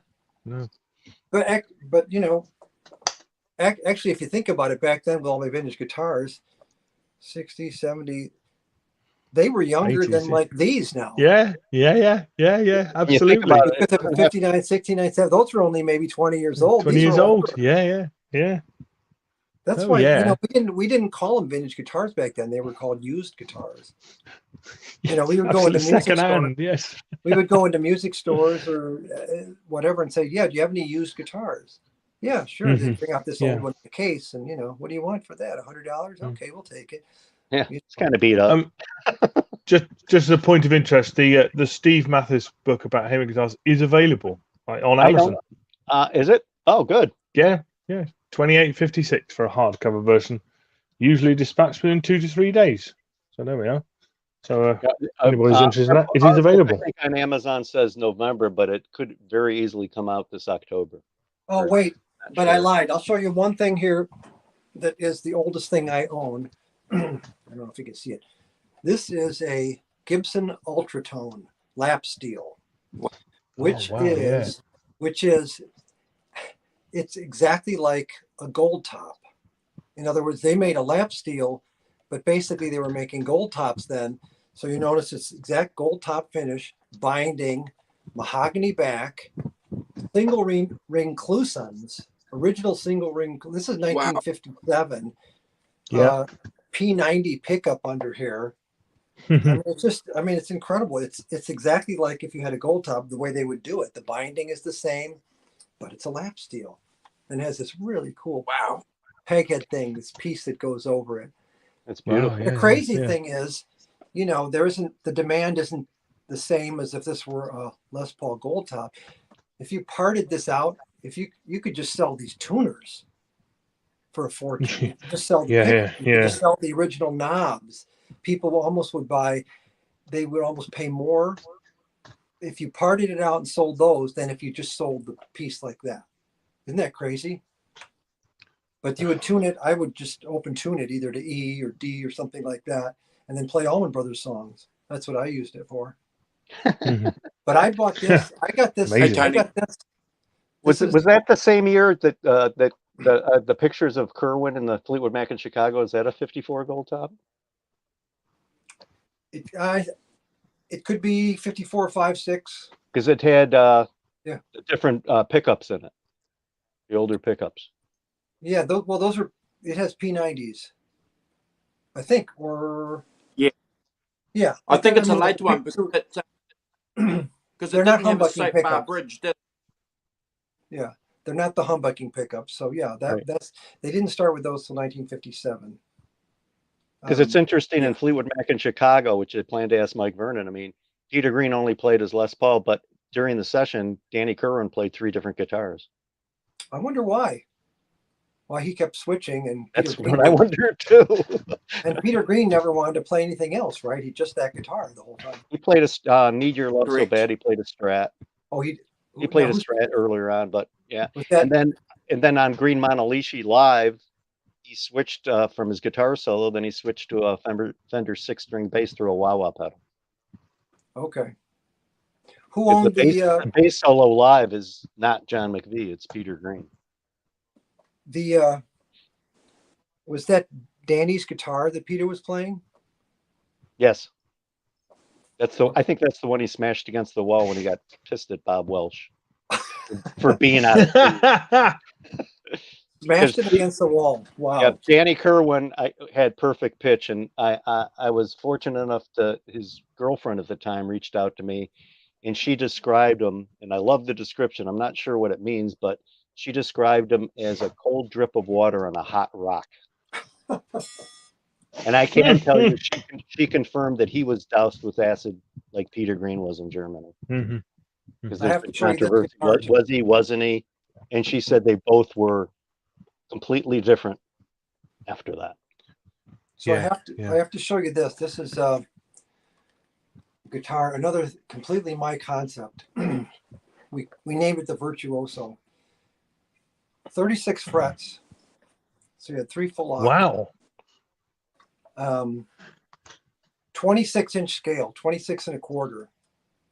So it's much brighter. High. Look at the neck on this. 3-piece. Oh, that's beautiful. Look at that. Yeah. The idea was, this is 1987, I believe. I wanted something that I could play Bach music, Paganini, other things like that, where I could play things in the original register that instead of, if people play normally some solo, some classical solo on guitar or whatever, they'll play down the first register or something like that. But that way I could play starting up the second all the way up to the third. I could play them the way the original, like it was played on violin. That was the idea. So I could play certain songs like a Paganini piece, Moto Perpetuo. You could play the whole thing in the original register instead of having to, you'd run out of room because you can't get up that high. So anyway, so we started, the idea was to make something like this, and it came from Uli John Roth, who was in the Scorpions, who had something called the Sky guitar, and he had 36 frets on it. And we thought, oh, this would be a great idea. We should try and make something like that. And wow, yeah. So I had guitar, and it's scalloped, by the way, too. Right. Push-pull pot for series parallel. And I think these are humbucking. I forget which pickup this was. Anyway, but a different sound. So anyway, a friend of mine was part of this. I got to give props to a couple of these people who were actually in the setup booth with me. There you go. Because we always had, that was another thing that was really great about the setup booth, about our company in general. A lot of the people were like professional musicians and luthiers. So So I had a guy, Mark Durante, who's a good friend of mine, lives down in Florida. Big part of Hamer. He set up a lot of stuff and worked with me. I taught him all the stuff, our methods, but he was playing in a lot of bands, KMFDM, Slam and Watusis, Waco Brothers, tons of bands. Played with Al Jorgensen a lot. Really great guitar player. Okay. And he actually came up with the name Virtuoso. He thought that would be a cool name, which it really is. And we only made, I think, maybe 30 of these, but nothing like this. This is the only one of this that I had extra deep cutaways. I had the 35th fret taken out so that I could fret it and hear the last note. Whereas because the frets were too close, you wouldn't be able to do that if you didn't do that. You couldn't really hear that note. But I had a number of. You sure you didn't have that made so you wanted to, try to be Alan Holdsworth? Alan Holdsworth, I just gave up. Well, you got to talk about a friend, a mutual friend of ours who Curtis has been in bands with, and I have too, Chris Herman. And Curtis and I went to see Tony Williams' Lifetime with Alan Holdsworth, and Curtis and Chris, being guitar players, got a chance to talk to Alan that night. Right. And I remember talking to Alan and saying, well, what are you doing? Are you using certain modes? Are you, what are you basing this on? And he said, I just know the changes. And so I know, and then I just play what I hear in my head. He was more like a saxophone player. He just, he had this incredible ear, knew every note anywhere on the fingerboard, knew what it was, and could just hear and knew, almost like I was talking to Bob about this, almost like some sort of a savant, on the, in that he thinks differently and hears things differently than most people. He sees it and things come ahead and his fingers just do it. And it's almost indescribable. Well, the big thing is Chris and Curtis came back to me because I'm not a guitarist. And Curtis turned to Chris Herman and said, "Did you get anything out of that conversation?" Right. He said, "No, not a thing. I have no idea what he's doing." And I remember Eddie Van Halen at a Hamer jam, because Curtis can tell you, I was the first person to introduce Curtis to a compact disc. That's how far back we go. Oh yeah, we and go back. Eddie Van Halen at a Hamer jam. It's like, Bob, do they make anything that on a turntable that's slower than 16 so I can figure out what Holdsworth's doing? Yeah. Well, that's back in the day. 16 RPM. Hey, back in the day, that's how we learned to play guitar, because we didn't have, there weren't tablature and this and that and all these videos. No. Back then, To Andrew's point, no YouTube. No YouTube. We would just listen. So I realized, you could take 33 RPM, cut it to 16, half the speed, and then you could figure things out. Hey, Gary DeMichael, fantastic drummer and composer. Very. Yes. I played in a band with Chris and Gary DeMichael called Tim. Actually, when they were 3-piece. Then when they added me, the band was Tim plus 1. So we were playing all sorts of Chris Herman standard. He's a great guitar player who was a big influence on me. Chris Herman, not Gary. Gary DeMichael's vibes and fantastic. Yeah. He plays piano too, though. Yeah. But Gary, Curtis was talking about a friend of ours who we gave away some downloads on last time I was on, the Hedgehog and the Fox. He's the composer and guitarist in that band. Yeah. Who wanted to call it the Chicago Chamber Trio, which I vetoed. Wait, one more. I call this the Flaming Monstrosity. This was like a prototype. I wanted to do something like Eddie Van Halen. I heard when he did his thing, he had the Floyd Rose flat on the body. He screwed the pickup directly into the wood, so it wasn't floating on anything. So maximum vibrations and just one pickup, one volume, just wired straight to that, nothing else. Floyd Rose, and then had the hot rod finish on it. Scalloped it again, natural fingerboard in the back. There's no finish on it at all, but I wanted to have a concept of Eddie Van Halen, and this was one of the first Floyd Roses that I had installed. I had a prototype that he had made in his garage when Floyd was starting. But so it's what I did is took a guitar that we made called the Phantom, and then said, well, I want to experiment with the Floyd Rose, so we've got to route it for that, and I need to put maple blocks in here so that I can screw the Floyd Rose right in there. I want the pickup to be right on the body and things like that, and then and tune it down a half step. And so it was basically a prototype and experiment that only I have. When did you do this, Curtis? When did you do this? This is like 1980, maybe 79, 80. Oh, okay, like right, that. yeah. So right really early. Yeah. Because I knew that he had kind of a Frankenstein guitar that he put together and did all this. I said, well, I'm going to, that was one of the perks if I'm at Hamer that I could do this sort of stuff. And one of the things Hamer used to do, so you guys know where we could meet Eddie Van Halen or John Entwistle, is once a year they'd have a big get together in Chicago at this big place, and there'd be a jam. Mm-hmm. I actually recorded with this. I tried this and the Strat. Mike Freeman, if you're still there, we did some sessions with Joel and Greg Potter and a number of people, and I can't remember. I think who was the singer for Beatlemania? Oh, my mind has just gone blank. But anyway, Marshall Crenshaw? No.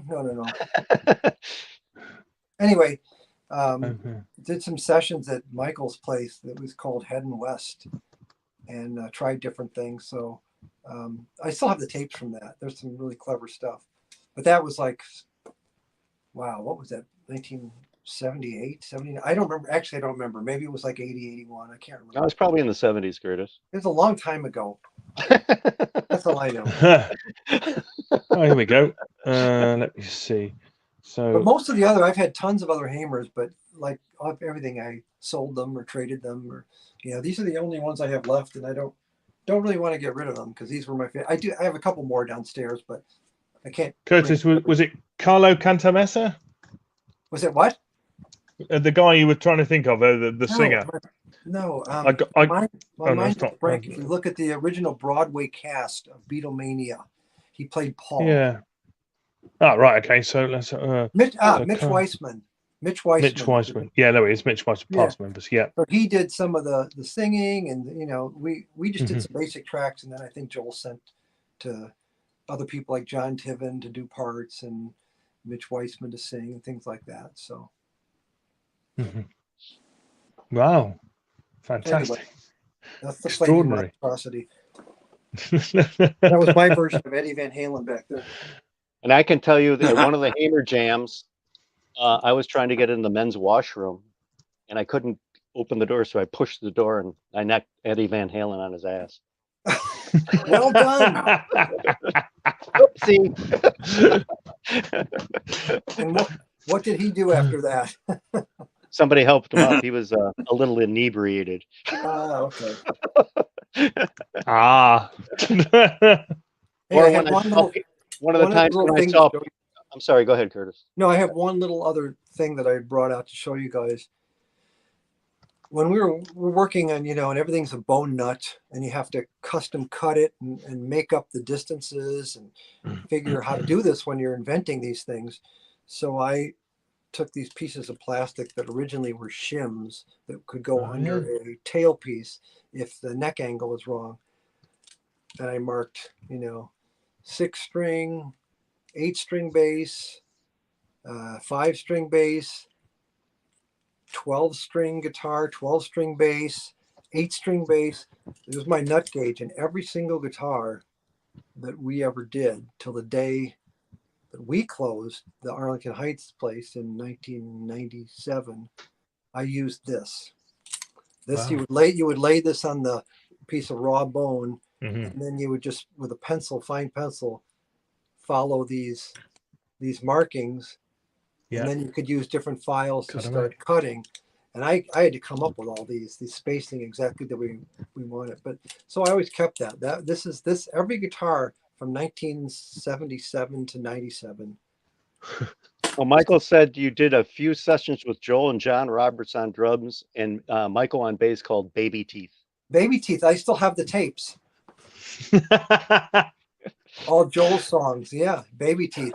Just waiting for the right moment. It was pretty good. It was pretty good. I remember, I don't know what became of it. I think Joel was trying to do some showcase and maybe do some other band project or something like that. But I know I was on just a couple of guitar tracks, and I did a solo to a couple of songs, and that type of thing. Mm-hmm. So, Curtis, what happened to Hamer in the end? Did they close? Did they? Well, or did they get sold to somebody else? Well, what happened was in 1997 they decided to move the company, the factory, from Arlington Heights to Connecticut because Hamer was sold. Then they sold the company to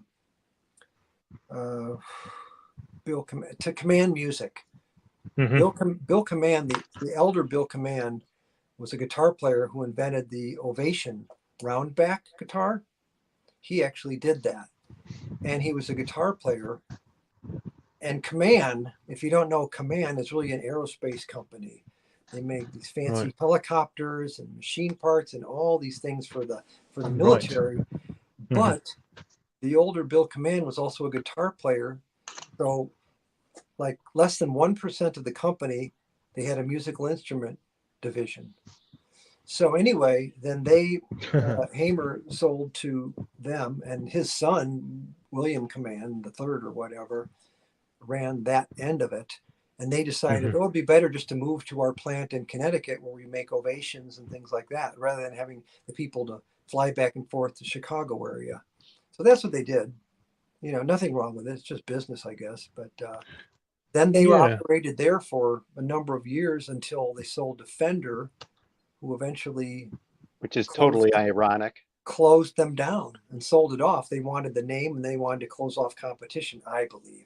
Maybe people have other ideas as to why. But they made some great stuff out in Connecticut. I wasn't a part of that because I had just bought a house here and my wife worked out here too, and we weren't going to move out there. And it kind of bugged me because also, same with Mark Durrani, my good friend, who in the setup department had just bought a house. And so that kind of burned us because they had told us, oh no, we're not going to leave after they bought the company. We're not going to move everything. And then they went and did it. And did it anyway.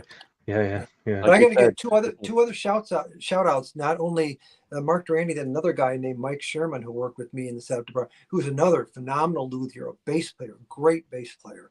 He lives out on the East Coast, and he makes these phenomenal basses, neck through, with multi-laminate necks. But he worked with me, and then another guy who was also a great luthier named Terry McIntyre, who I knew since high school. I knew this guy in high school. He was always carrying around an acoustic guitar and playing guitar. And then I hadn't seen him in 20, 30 years. And all of a sudden there's this guy walking through our company from the wood shop up in the finishing area. And I go, boy, that guy looks familiar. And later I talked to him. He had been there for 2-3 weeks. They had him in the wood shop working on stuff. And I said, boy, you look familiar. Where'd you grow up? He said, Lake Forest. I go, wait a minute, Lake Forest? Where, what year? When did you graduate? I go, oh my God, it's you. You were the guy who were in my homeroom. You were the guy I know, playing the guitar. So we instantly reconnected. And then right away I said, fantastic. You're getting out of this wood shop. You're coming up in the setup area, because he's a great guitar player, really smart, good engineer. And he worked on a lot of stuff with me. And we actually combined, worked a couple of guitars that we designed together and worked and did a lot of really amazing stuff. Terry's a great guy. So fantastic. Did Curtis, I'm interested, clearly the Hamer made the Explorer. Did you ever get into trouble with Gibson about sort of making guitars that were quite close to what Gibson were making? Or were they not interested? The interesting thing is they didn't seem to bother us. But we always, I'll tell you one thing though.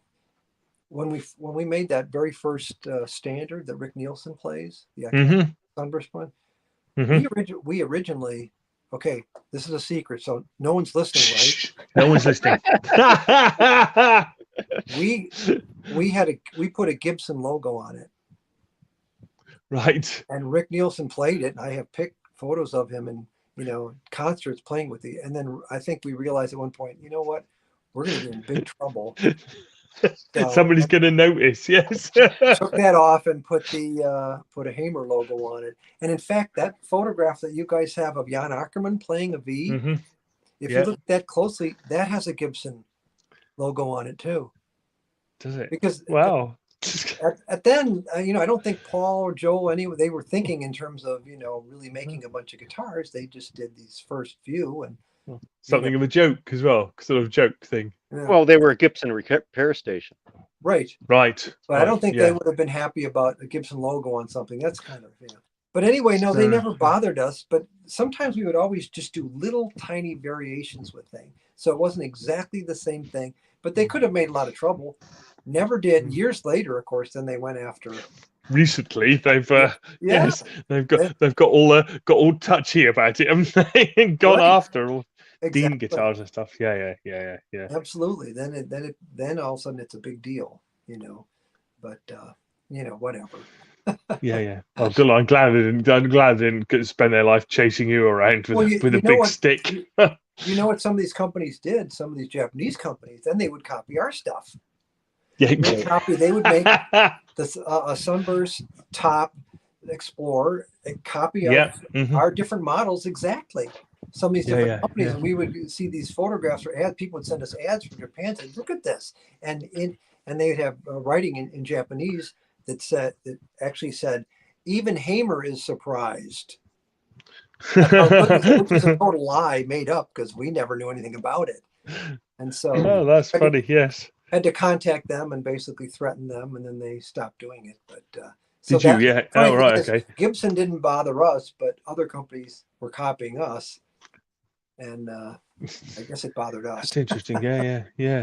That's really interesting. Yeah, you had to go and tell them to behave themselves and stop that now. Right. Well, Fender had the classic of that, didn't they? Just started making them in Japan, and then they got better than the Fender ones. Right. There's a guitar that I forgot to bring up to you, Curtis. What's that? The harp. I don't know if you worked on it. I'm sure you did. The harp guitar for Andy Summers.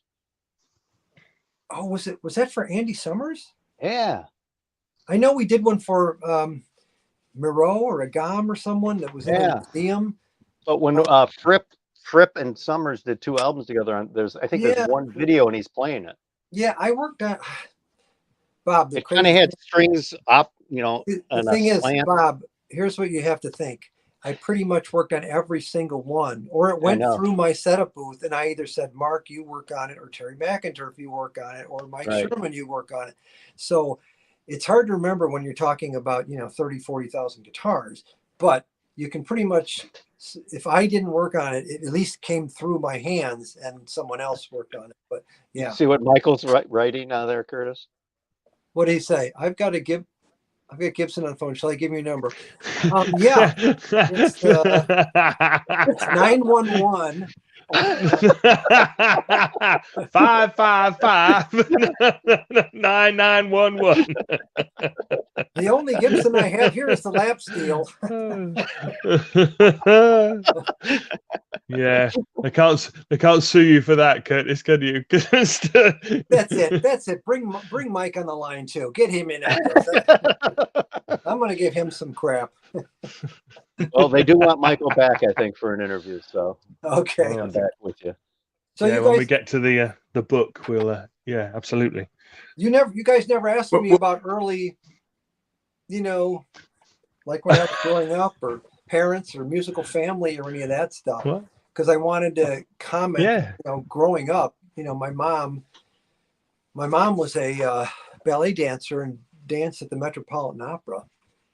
And wow. She studied with Gene Balanchine, who was like the greatest choreographer.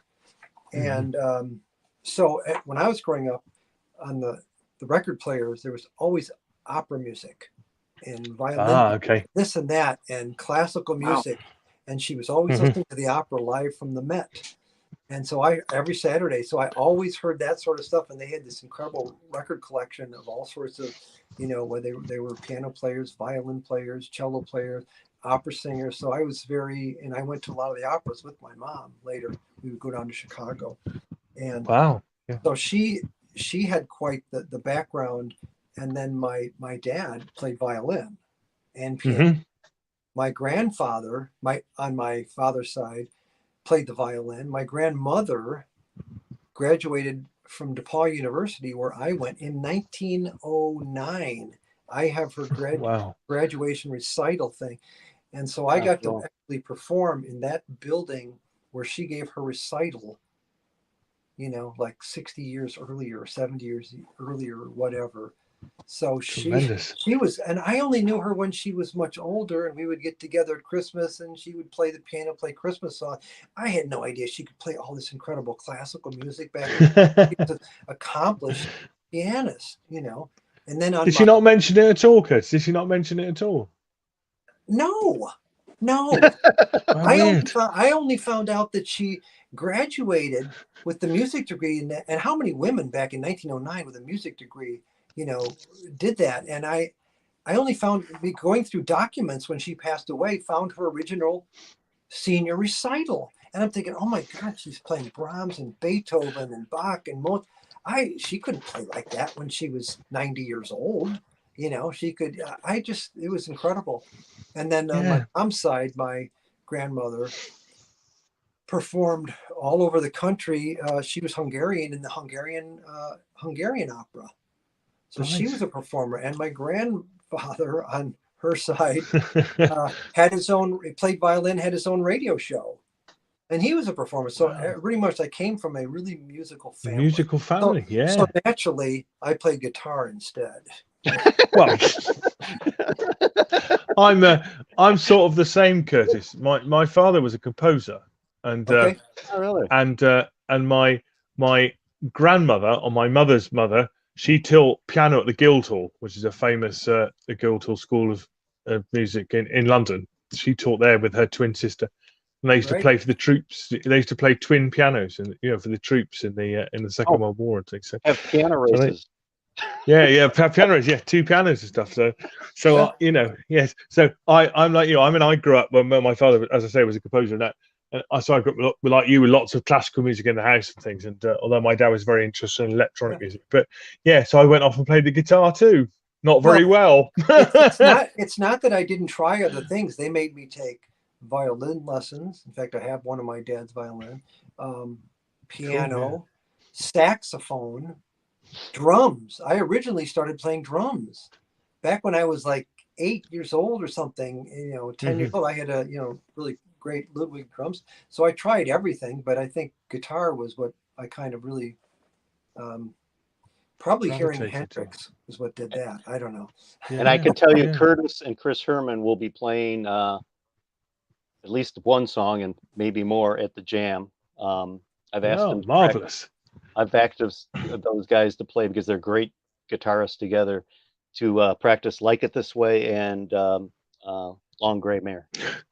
Yeah, that would be fun with the dueling. Cool. Right, Chris and I used to play together, and it hasn't been in years. So I'm going to have to practice a bit, I think, to play with Chris. Get your chops up. It'll be a lot of fun. And players for the jam will be named later, and I'll make sure to let you guys know. So we can publicize it. Who definitely comes, because there will be mostly a lot of Chicago blues musicians, as well as special guests. Is that going to be streamed live? Are they going to film We're going to stream it, but we're probably not going to stream it live because, for instance, we have it Friday night. I don't think Simon's going to stream it live at 3:00 in the morning. Oh, come on, Simon, coffee. So we'll probably have it streamed at a day later, and it will be probably a nominal fee because it's a charitable organization. It's the Willie Dixon Museum / Chess Studios. Yes. We will have videotape interviews that Michael Freeman's doing with Mike Vernon, as well as Marshall Chess. Well, and possibly the drummer for that band. I think his name is Fleetwood. Fleetwood. Might have heard of him. Yeah. I don't say I wouldn't stream it live, and not off my own thing. I don't think that's not the right thing to do. Thank you for that. You're vetoed, Curtis. I know. And the thing is, Bob, if Chris and I are going to play, we're going to need a limo. Well, I will be filming you, Curtis, and putting it up later, though. Hey, unless Curtis, money comes my way. If you can fit in the backseat of my TT, I'll take you. Just like we used to do with Rick from Milwaukee to Chicago in the backseat of a Honda Civic with 7 guitars and 3 people. Lovely. That's hey, and lovely. Bob, you'll have to tell me, depending on what song it is, if you want me to use original Vox Clyde McCoy. Oh, there you go. Like Peter would have had, or nice. Cry Baby. Or if it's this is before that. This was for Clyde. This was Clyde McCoy, who was a famous horn player. He used to put like a mute at the end and go, wah, wah, wah. That's where that came from. So this was created to kind of emulate that. So that all Peter had on stage was reverb and a wah-wah pedal. And I'm sure he had one of these. So, but he doesn't play wah-wah on Like It This Way? No. Nope. Okay, well, I might have to click it on anyway. There's no such thing as too much wah-wah. Right. Like too much cowbell. Yes, you can have too much. Exactly. Which Michael Freeman would tell you in the studio once I asked for more cowbell. Good work. If Curtis, will you be happy to share the stage with him? Say that again.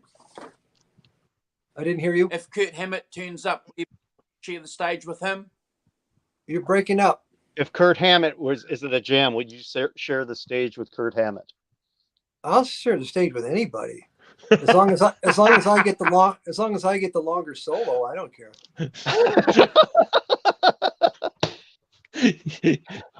Iron on Hand would not be. Except for if Chris Herman's playing, then he'll have to take more of them. No. Yeah. No, that's Kurt can play rhythm. That's fine. Yeah. So, Simon, should I bring the Bluesbreaker down there for that? I think it's the only thing to bring, isn't it? Absolutely the only thing to bring. Thanks, Simon, because you know who's going to help him carry it up about 50 flights of steps. Not me. The damn thing is 85 pounds. So I can tell you, the musician's entrance to Chess Studios is exactly the same as it was. No elevator. Really? So when we did a tour, Michael and I, we were told to hold the handrail because we'd get some really good juju. I mean, Muddy Waters. I mean, Chuck Berry, Willie Dixon. Everybody touched that hand railing. So that's pretty cool. I'm gonna be out there unscrewing it and taking it away with me a bit, selling it on eBay. Original handrail from Chess Studios. Not too obvious. And actually, in the museum, there is a picture that Jeff took of Chuck Berry in one of the display cases. So Jeff's already in the museum. He's already in there. Good. But he'll be in there a lot more soon. Yeah, fantastic. One thing I remember I was telling Bob, I don't know before, or maybe I talked to you guys earlier, that one thing that was interesting was when we worked with all these bands, musicians, they were like completely different people. Because when they're out in public at the shows and they're meeting people and all sorts of stuff, they have to put on kind of an act or a persona. They have to act a certain way, And they don't have the time of day for people, and everything's happening and they're really cool. But when they would come to us, to our shop, it's totally different. Like we were, and I hate to say this, but it's true. It's like we were kind of like their heroes. We were the guys who actually made this stuff, and they wanted to meet us. It wasn't like, someone would come into the shop and we wouldn't be gushing over them. They really wanted to talk to us. And I remember some of those people said that exactly to me. No, we want to see what you do. We want to talk to you, how you know how to do this stuff.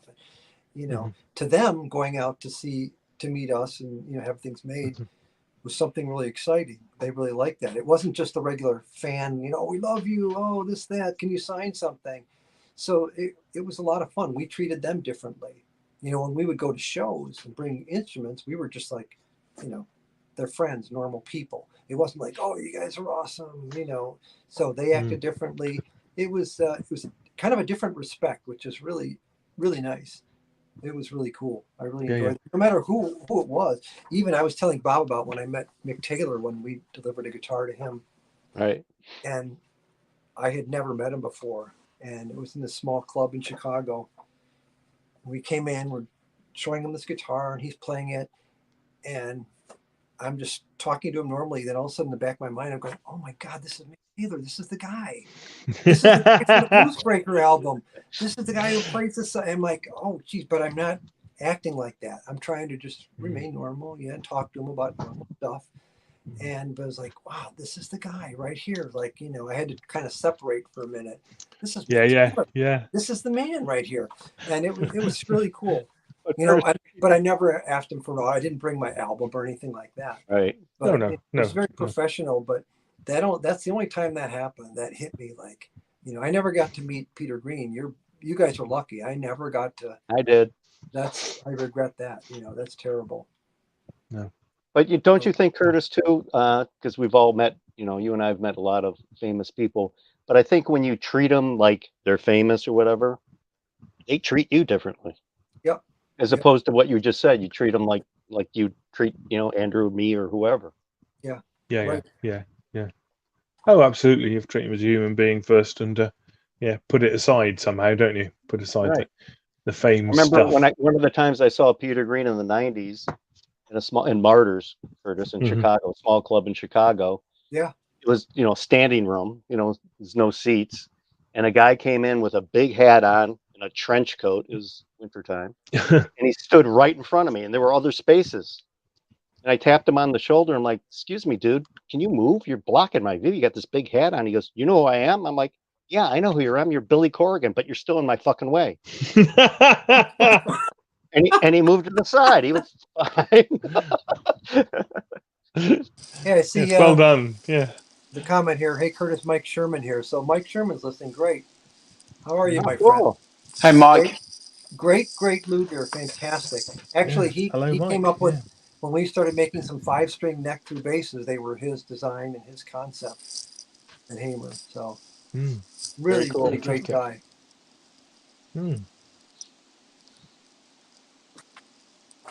And there are questions for Curtis? We could go on and on here, right? Well, I think there's a 2 question hours. in the chat. What's that? Go on, Andrew. Go on.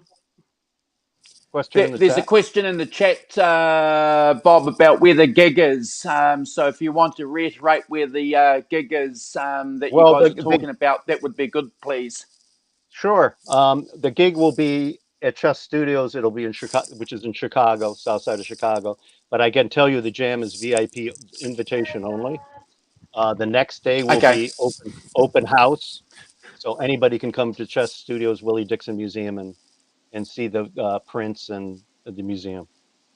But the jam is VIP only, and Mr. Michael Freeman is the musical director. Well, Michael, we're going to need at least an hour, limousines, champagne. Write all that down. musical director does not include ordering champagne. Yeah, now I can see Michael's going to tell Bob, I don't know if I want those guys to play. Right, yeah. He'd be banning you. Yeah. And hopefully we'll have some special guests from across the pond, as it were, Simon. We'll keep you posted. Cool. Yeah. Thank you. Cool. Did you guys ever hear the story about I think, Mr. Walton, shall we, John Belushi? Ooh, good one. You know who he is, right? Yeah. Yeah, of course. Yeah. John Belushi, Blues Brothers. So they were filming Blues Brothers, that's it. They were filming Blues Brothers just north and west of where we had our shop in Palatine. And we had, we got the idea that seeing them on Saturday Night Live when they were doing Blues Brothers, we should try and get them a guitar. We should try and get, John Belushi or somebody. So we made a guitar for him. And I said to Paul, we got to put Joliet Jake on truss rod cover. You know, that was his character. And so we made a black sunburst, Hammer Sunburst. And it actually was used in the movie. If you've ever seen the Blues Brothers movie, when they go to Ray's music, and Matt Guitar Murphy picks up a black guitar, that's it, and he plays it there. So that was really neat. They put it in the movie. So anyway, but they're filming. Wow. And we come back. We're out there. We were at lunch. We left the factory, went out to lunch, and we come back from lunch, and there's this poster on the door. Poster like they showed in the movie. One night only. The Blues Brothers review. Blah blah blah. One of those things that they used in the film, and it was on the door. And we said, "Oh no, that means John Belushi was here," and left. And we were at lunch. So anyway, we come back, and then we get a call later, maybe an hour later, from John. Can we come back and visit? So they came back, and he walked through. It was so nice. He wasn't like the kind of crazy character you would think from the movies. Again, he wanted to meet everybody, meet all of us. What do we do? And thanked us for working on the guitar. And he was the nicest guy, and completely different from what you would think. You know, he would snap into John Belushi, and he's a completely different guy. But this was a lot of fun. So the thought that they did that and then would come back because they wanted to meet us was again really, really nice. You don't think that would happen. And then, Curtis, somebody asked, "What's your favorite Hamer guitar design?" What is mine? Yes, yours. Well, the Virtuoso, since that's my thing, start to finish. Paul helped. Other people helped with some of the things, but this one is the final concept, and we only made 2 of them. Wow. You know, because I think there's maybe, if Chris Mathis or any of those guys are listening, they can look their records, but because I don't have my logbooks anymore. Anyway, that was special because it was exactly something I wanted. There was another guitar we did called if I can't even think of what it was called. I'm blanking on it. But we had 2 Firebird pickups in it. Forget what the thing is called. That's a prototype. It wasn't a prototype. Anyway. Hamer Phantom? No. Anyway, the idea was it was purely designing it and choosing the pickups electronics purely for something I wanted for a sound, and I didn't tell anybody that. I wanted a guitar that would recreate the sound that Clapton was playing when Clapton played a Firebird on like Goodbye Cream Live, on Politician or things like that, playing a Firebird 1. So I said, we've got to design this, and we've got to get these pickups, and I forget what capacitors we put in it, so that I could recreate that, and it sounded exactly like it, like a Firebird. And I loved that, but I never told the guys, the bigwigs, that's what it was all about. And we sold a number of them, and we did really well with it. But Chris Mathis said it's the Ellipse. The Eclipse. Eclipse. Yeah. Yes, whoever said that, fantastic. Chris Mathis.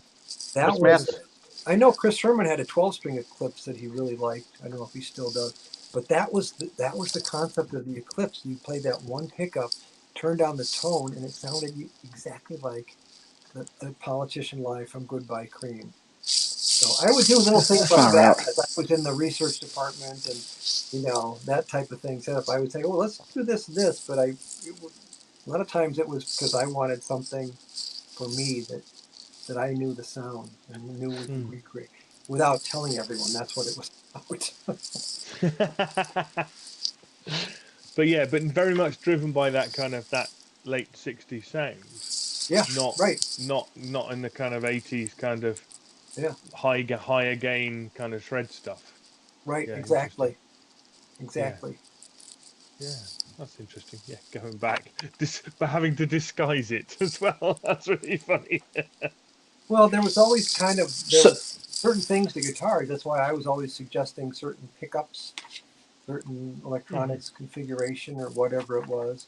We started using thing called a Sustainiac. I don't know if you're familiar with it. Do you remember the EBO? This thing you used to hold over the strings, would vibrate the strings, and you can get violin stuff. So then I forget the company that came up with Sustainiac. It was actually a thing that went in one of the pickup slots, and it would do the same thing. And you could switch, and it would play a harmonic instead, or it would just vibrate, and you could control it. So, but I wanted to use those, and really recommended it. I know a lot of people had them because I wanted to recreate the sound. I was really into classical music and all that. I told you guys all that. To be able to, you could recreate the sound perfectly of playing a clarinet, because you could put your fingers on the string and it would vibrate at just a certain amount. You could slide up to this and set the sounds, the tone, and it sounded exactly like a clarinet. So that I could recreate and play one of my favorite pieces of music, which was the Mozart Clarinet Concerto. And I could play almost transcribe the whole first movement and could play it. Never told anybody that. And I don't think that anybody else who got one of those guitars used it for anything other than, using the vibrato and doing all this sort of crazy stuff. But, when the first one came through and it worked, and I said, wow, it works. This is perfect. So I still have the Sustainiac unit that I have never put in a guitar, because I wanted to do that someday but I still have the unit, but I haven't put it in the guitar. Somebody asked what the most stressful work situation you encountered to work at Hamer, and I'll say working with my ex-wife. You'll say that? Yeah, I'll say that. Do you know what the most stressful thing is? When you have a deadline, when it's like you have to do something and it's got to be done, and it has to go in front of other things, and you're busy doing other projects, or maybe a band has to go on the road, or it has to be there for a movie shoot or something. And it's like, well, how are you going to do this? This has to happen. And the president of the company or someone was saying, well, can you do this, or you have to do this, and what are you going to do? Say yes, no. That was always stressful. It wasn't stressful when I was thinking of working on a guitar for an artist. That was fun because I knew what we could do. And I knew what I was going to bring to the project, make it play a certain way or sound a certain way. But there was something kind of cool about working on a guitar. Like if you're working on the guitar that it's going to go to John Lennon or, whoever. I mean, we did guitars for so many different people, so many different artists. That was fun to me, but it was deadline. I remember I told Bob a story, like later when I worked for another company after that and was handling all the Marshall distribution and that sort of thing. I told you guys about all that stuff. Well, we get a call from the artist relations guy, Nick Bocott. I don't know if you know him. He used to be a band called, what was he in, this metal band? Anyway, I can't think of it right off the top of my head. But where this movie is being made, it was a reboot of Ghostbusters with Melissa McCarthy. It was with the women instead. This was like, 10 years ago or whatever. And they needed Marshalls for the back. This is what the artist relation guys wanted to have. So, oh yeah, you want a Marshall? Okay, we'll send you one. No, they need like 12 stacks, full stacks, and 24 heads. Oh, wow. So you need everything we have? Well, sure, we can work on this. We'll get the stock in. And when do you need it? Oh, well, the shoot's tomorrow. Okay, we're down in South Haven, Mississippi. And it's like, are you guys crazy? You first of all, I don't know logistically that we can do this tomorrow. This is when the shoot has to happen. So we had to pull stock that was on trucks that was going out to dealers, unload, 53-foot trucks, because some of the stock was on there because we needed everything we had of these certain amplifiers and heads. And it was, okay, but how are we going to get it there? This now has to be almost like a chartered jet. It's going to be there overnight. We have to have someone pick this stuff up. We have to have a special courier to pick everything up on a truck, drive it there, get it there, unload it to set it up. And you know what this is going to cost? Well, they said, it doesn't matter. They gave us a credit card company. It cost $29,000. for a shoot that in Wow. the movie, if you see the movie, 30 seconds. when it's the back line at this big club with demons or whatever, might have been on camera for 20 seconds. And I think of the money these guys. No wonder movies are $200 million. They can throw around money like that. Yep. It was incredible. But to make this happen, that's the kind of stressful thing when the artist relations or the president of the company says, well, you got to make this happen. And it's like, okay, if something goes wrong, it's you. It's no one else. You know what I mean? They don't care that, there's a bunch of people involved. They're going to come back to me if something like that happens. And that would happen all the time. Jeff Beck needs a new amp. Something happened, his amp will. Well, luckily I might have one in quarantine, or this guy, Paul Stanley, needs these 2 amps. You got to send them out. One time we sent some stuff out to him, and he lives out in Beverly Hills. He's got this big gate, and the FedEx driver left at the gate, outside the gate, and it was stolen. We get a call. Well, where's the amps? What are you talking about? We sent them to you. No one came in. Well, and we said, well, did you provide the FedEx with the gate code? Or no, I wasn't home. I had to do something. Okay, great. And the president's like, well, you got to send some stuff out like this day air. It's got to be here tonight for them. And he said, okay. Well, I remember talking to him and saying, well, Paul, what's your gate code? Because I need that, and I'm going to give it to you. I'm going to give it to the driver now. So in case you're not home, he can punch in the code, get through your gate, security, and drop it to your front door. Because we're not doing this again. And so that's the type of thing we would have to do. So I had the little black book of gate codes for rock stars who, who weren't going to be there. And credit card numbers, which you really aren't supposed to do. But when these sort of things happen, you can't, sit there and wait to find a credit card number. That's right. So it's See you, Michael. No. Cheers, Michael. See you, Michael. Bye, Michael. Do you want me to flick through some of these pics that you sent through and have a quick chat about them, Sure, Curtis? go ahead. Is that a good chance idea. for us to do this? Sure, go ahead. Let's do it.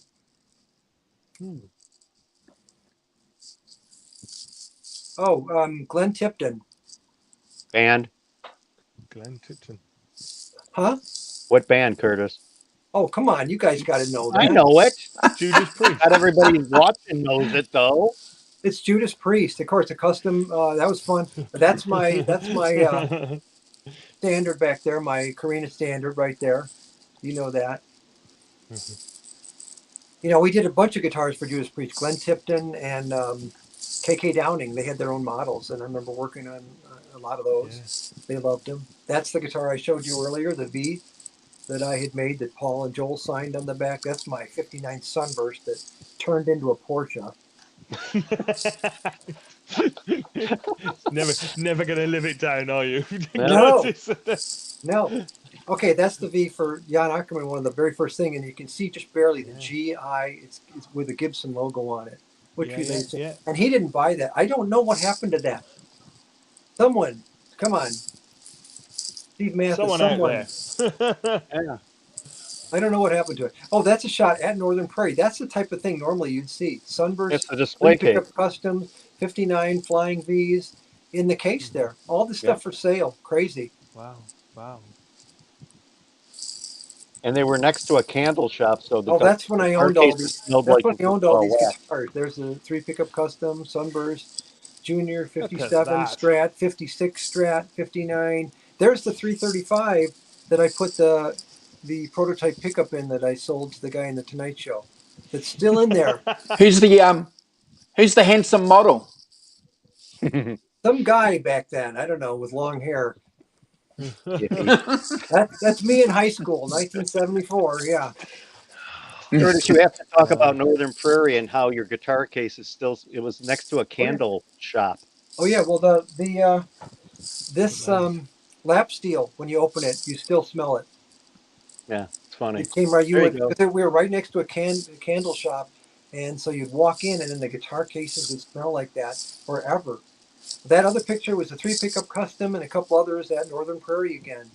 I originally, when I went to Northern Prairie, there's Rick Nielsen. I think it has a Gibson logo on it, playing the first standard.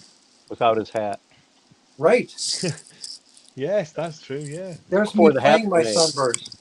Me playing it before it mysteriously disappeared. I don't know what happened.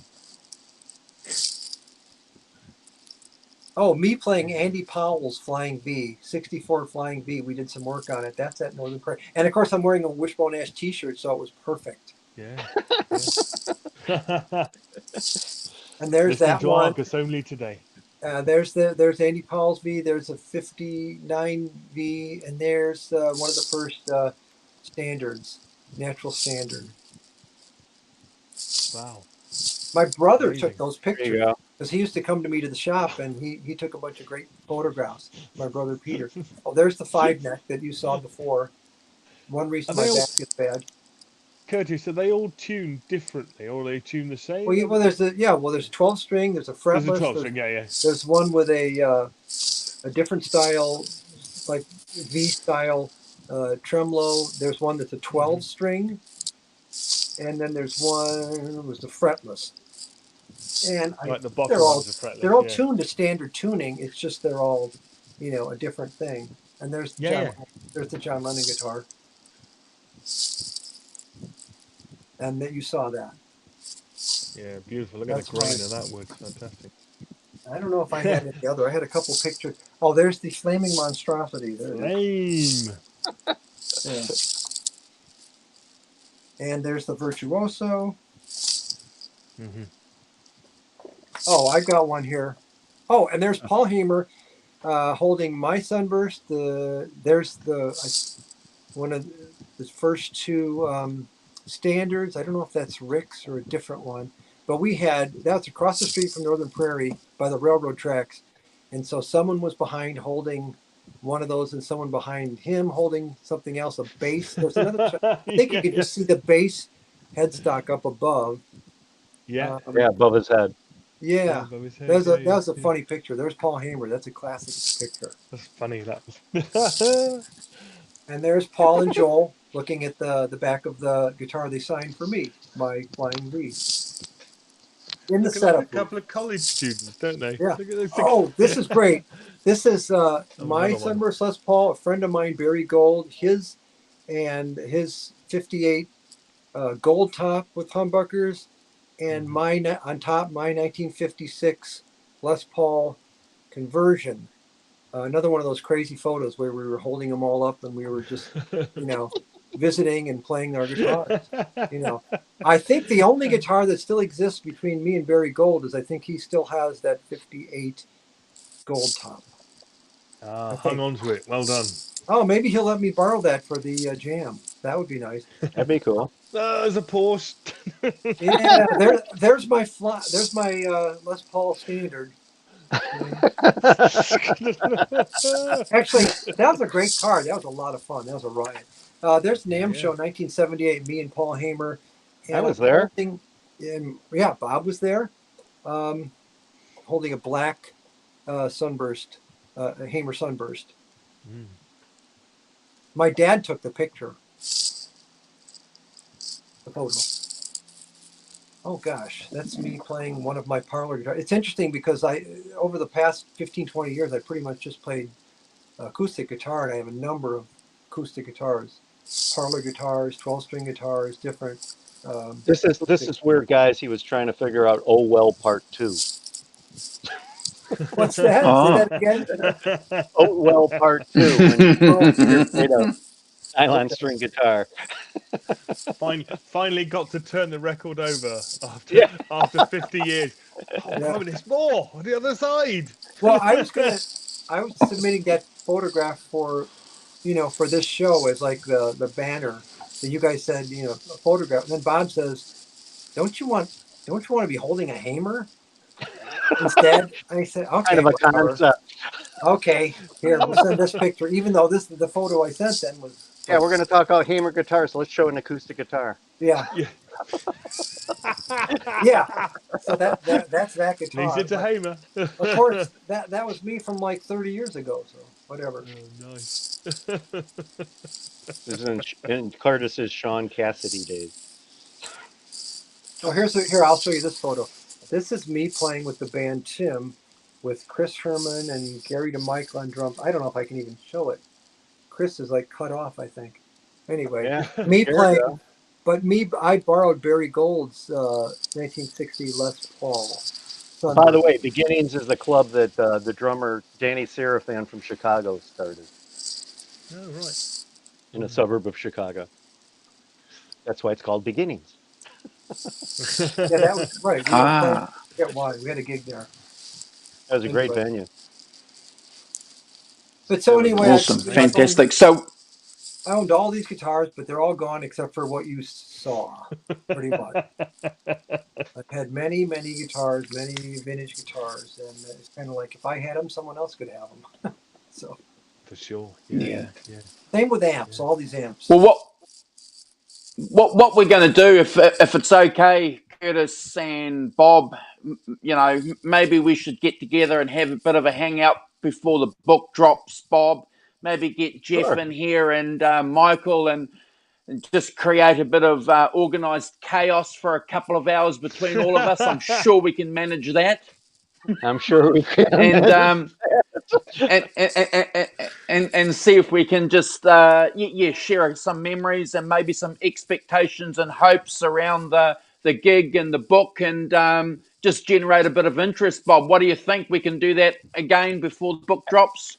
Absolutely, and I appreciate it. And by then, we can tell you the guests. So if people want to watch it and streaming, they'll know who will be participating.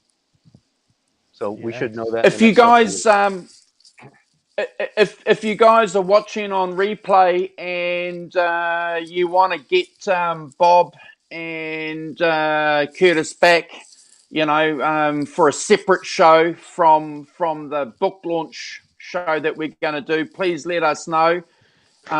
We'll book them in. We hardly spoke about 30%, Simon, of what we had planned. So we've got still a few more questions there for Curtis and Bob. So if you guys wanted to come back again, you know, in the near future for a separate show and hang out with us and talk more, Simon and I will be more than happy to host you guys for another couple of hours. That'd be great. I want to amazing. I want to thank you guys. First of all, I want to thank you, Andrew and Simon and Bob, for doing this and putting this together. Really, this means a lot to me because there are a lot of people behind the scenes over the years, you know, at Hamer and other things, and we don't get the shout out, the mention. And there's a lot of people who were big parts of this, you know, who don't get talked about at all. So I really do appreciate it. So thank you guys very much. Yeah, thank you very much. Thanks for this, all the support. Well, that's what our channel's about. Yeah. Okay. Yeah. Our channel's about that, about sharing those organic histories because, you know, you mentioned it before, Bob, you know, and Simon, there's a book available. There's an official book available with the history of Hamer, but the organic histories that we're just talking about today for a couple of hours probably gives you a little bit more insight that maybe a book couldn't give you. Right. Exactly. That stuff gets cut out of the book. They have to cut down to, you know, certain things, and you can't talk about everything. You don't have the time. I mean, because we could talk about a number of these subjects and go on for an hour on each one. It's so many stories. I have to say one thing though. I have to say one thing, Curtis, before we go. You know, this guitar here is certainly in vogue. This style of guitar and, you know, the frets that you've got on this guitar certainly has a market in the contemporary modern marketplace. You need to look at maybe offering something like that for sale. Well, unfortunately, I think that ship has sailed because I'm totally out of the music business, that sort of stuff. I'm retired now. Okay. And but who knows who's listening, Hamer, Andrew? Unfortunately, then, you know, Hamer, I guess Fender would own the rights to everything, or Jam Industries, whoever owns the rights to all that stuff. So it would have to be up to them whether there's any money in that type of thing. Sadly, it's interesting to know that you think that, though, Andrew. That's because that guitar is how old, Curtis? Well, the 30 years? The concept started in 1986. That's 1987. That's 1987 when I had that. 40 years. Actually, I had a couple of, there's a model called the Longhorn, that way back in the 50s, 60s. And my first experiments with that, with the virtuoso concept, was one of those. I took one of those because they had like 30 frets, and I added extra frets to make it 36. And Mark Durrani and I both had those guitars. I think we bought them from Flynn Guitars. Shout out to Pete Flynn if he's out there. But then I said, well, let's do something with Hamer. We've got to create something that, and take it to the next level. And that's how that all started. No problem. What we'll do, ladies and gentlemen, if you're watching again on replay, we'll include links to the book that we've been talking about through the stream, and we'll include any other social media links to Curtis and Bob. So make sure you please go and support. Yeah, we'll do that. We'll include a link to the Hamer book that we're talking about. But if there's anything worth following, we'll make sure, Simon, that we'll include those on this video. Thank you. Yeah, for great. Sure. Yeah. Thanks. It's been a pleasure, as always. You sure you want me on again? That'll be number 4. Don't you get a special award for that? You see, I told you, it's like the YouTube equivalent of Hotel California. You can check out, but you can never leave. You cannot. Bob is permanently there. That's it, Bob. Mate, you're in. That's it. It's the end of you. And Andrew, can we get Simon to grow a beard, please? No. Yeah.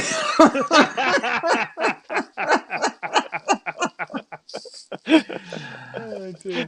One of our co-hosts, Brad from Australia, has grown a bit of a goatee. So we're making slight inroads there, but who knows? I had a beard once. It looked rubbish. Just saying. Terrible. No. Oh, well, I'm going to just, before I pass it on to our guests and then Simon to do the final wrap-up and the final thanks, I'm going to say, Curtis and Bob, it's been a pleasure. We've chatted and hung out before. I certainly personally do look forward to getting back together with you guys again to talk more about your experiences with guitars and the music industry. And going by all the comments in the chat, a lot of other people have been inspired by your stories and experiences too. So that's what our channel's about, guys. It's about being positive and sharing those experiences. So we do look forward, Curtis and Bob, for you guys coming back. We know you're definitely coming back for one more show anyway. That'll be wonderful. Really appreciate it. Thanks so much. Yeah.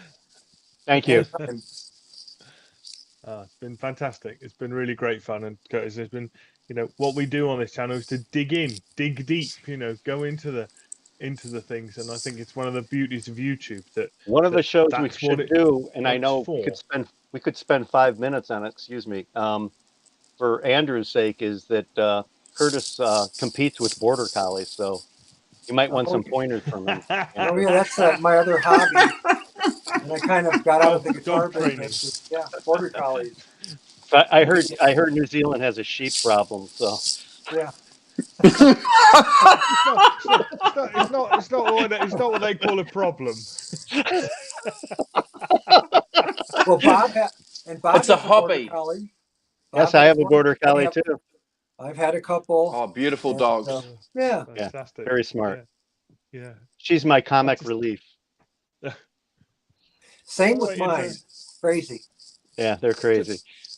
Just so you know, guys, you can buy that Hamer have some guitars out now. You can buy them just look at the Sam Ash site. You can buy a couple of Hamer guitars on Sam Ash. Well, I think that's Jam Industries owning the rights to it. Yeah, that's They've right. made their imports that they make. So quality, who knows? I have no comment. Yeah, it's a $700 guitar, so no, that's fair. But no, I think that's right. I think it's a $700 guitar, so clearly it's not made in America. It's made somewhere else. But, Well, there is a Hamer fan page on Facebook that I don't know if it's open, but people could look. And people do sell guitars on there from time to time. Another guy who worked for us and then moved to Connecticut and worked there was Mike Shishkoff, who's a great luthier, does fantastic stuff, still makes guitars now. And so he deserves a shout out. There are a number of people who work for us who are really talented people. So when they shut everything down, that's really a shame. Shut everything down, then just make imports. Terrible. That's the one. So double cutaway, 2 humbuckers. Okay. Yep. Yeah. I'm sure. Thank you again, gentlemen. Really appreciate it. Yes. All right. Guys, cheers. Okay. Bob and stay on, Curtis. Don't. Andrew will end the show. Stay on. Stay on. Okay. So, Okay. We'll stay on. Yeah. Don't run away. Thanks to everyone in the chat for contributing. Great, fantastic contributions from everyone. Been fantastic and really great to meet Curtis and see Bob again. We'll hang on. We'll see you tomorrow morning for a little more Led Zeppelin. Don't forget. It already is tomorrow. It is Not for Andrew. Me, it isn't, Curtis, not quite. This is like a week later for you, right? Yeah. Yeah. See you guys later. Thanks. Yeah, see you guys Thanks later. again. Bye. Take care.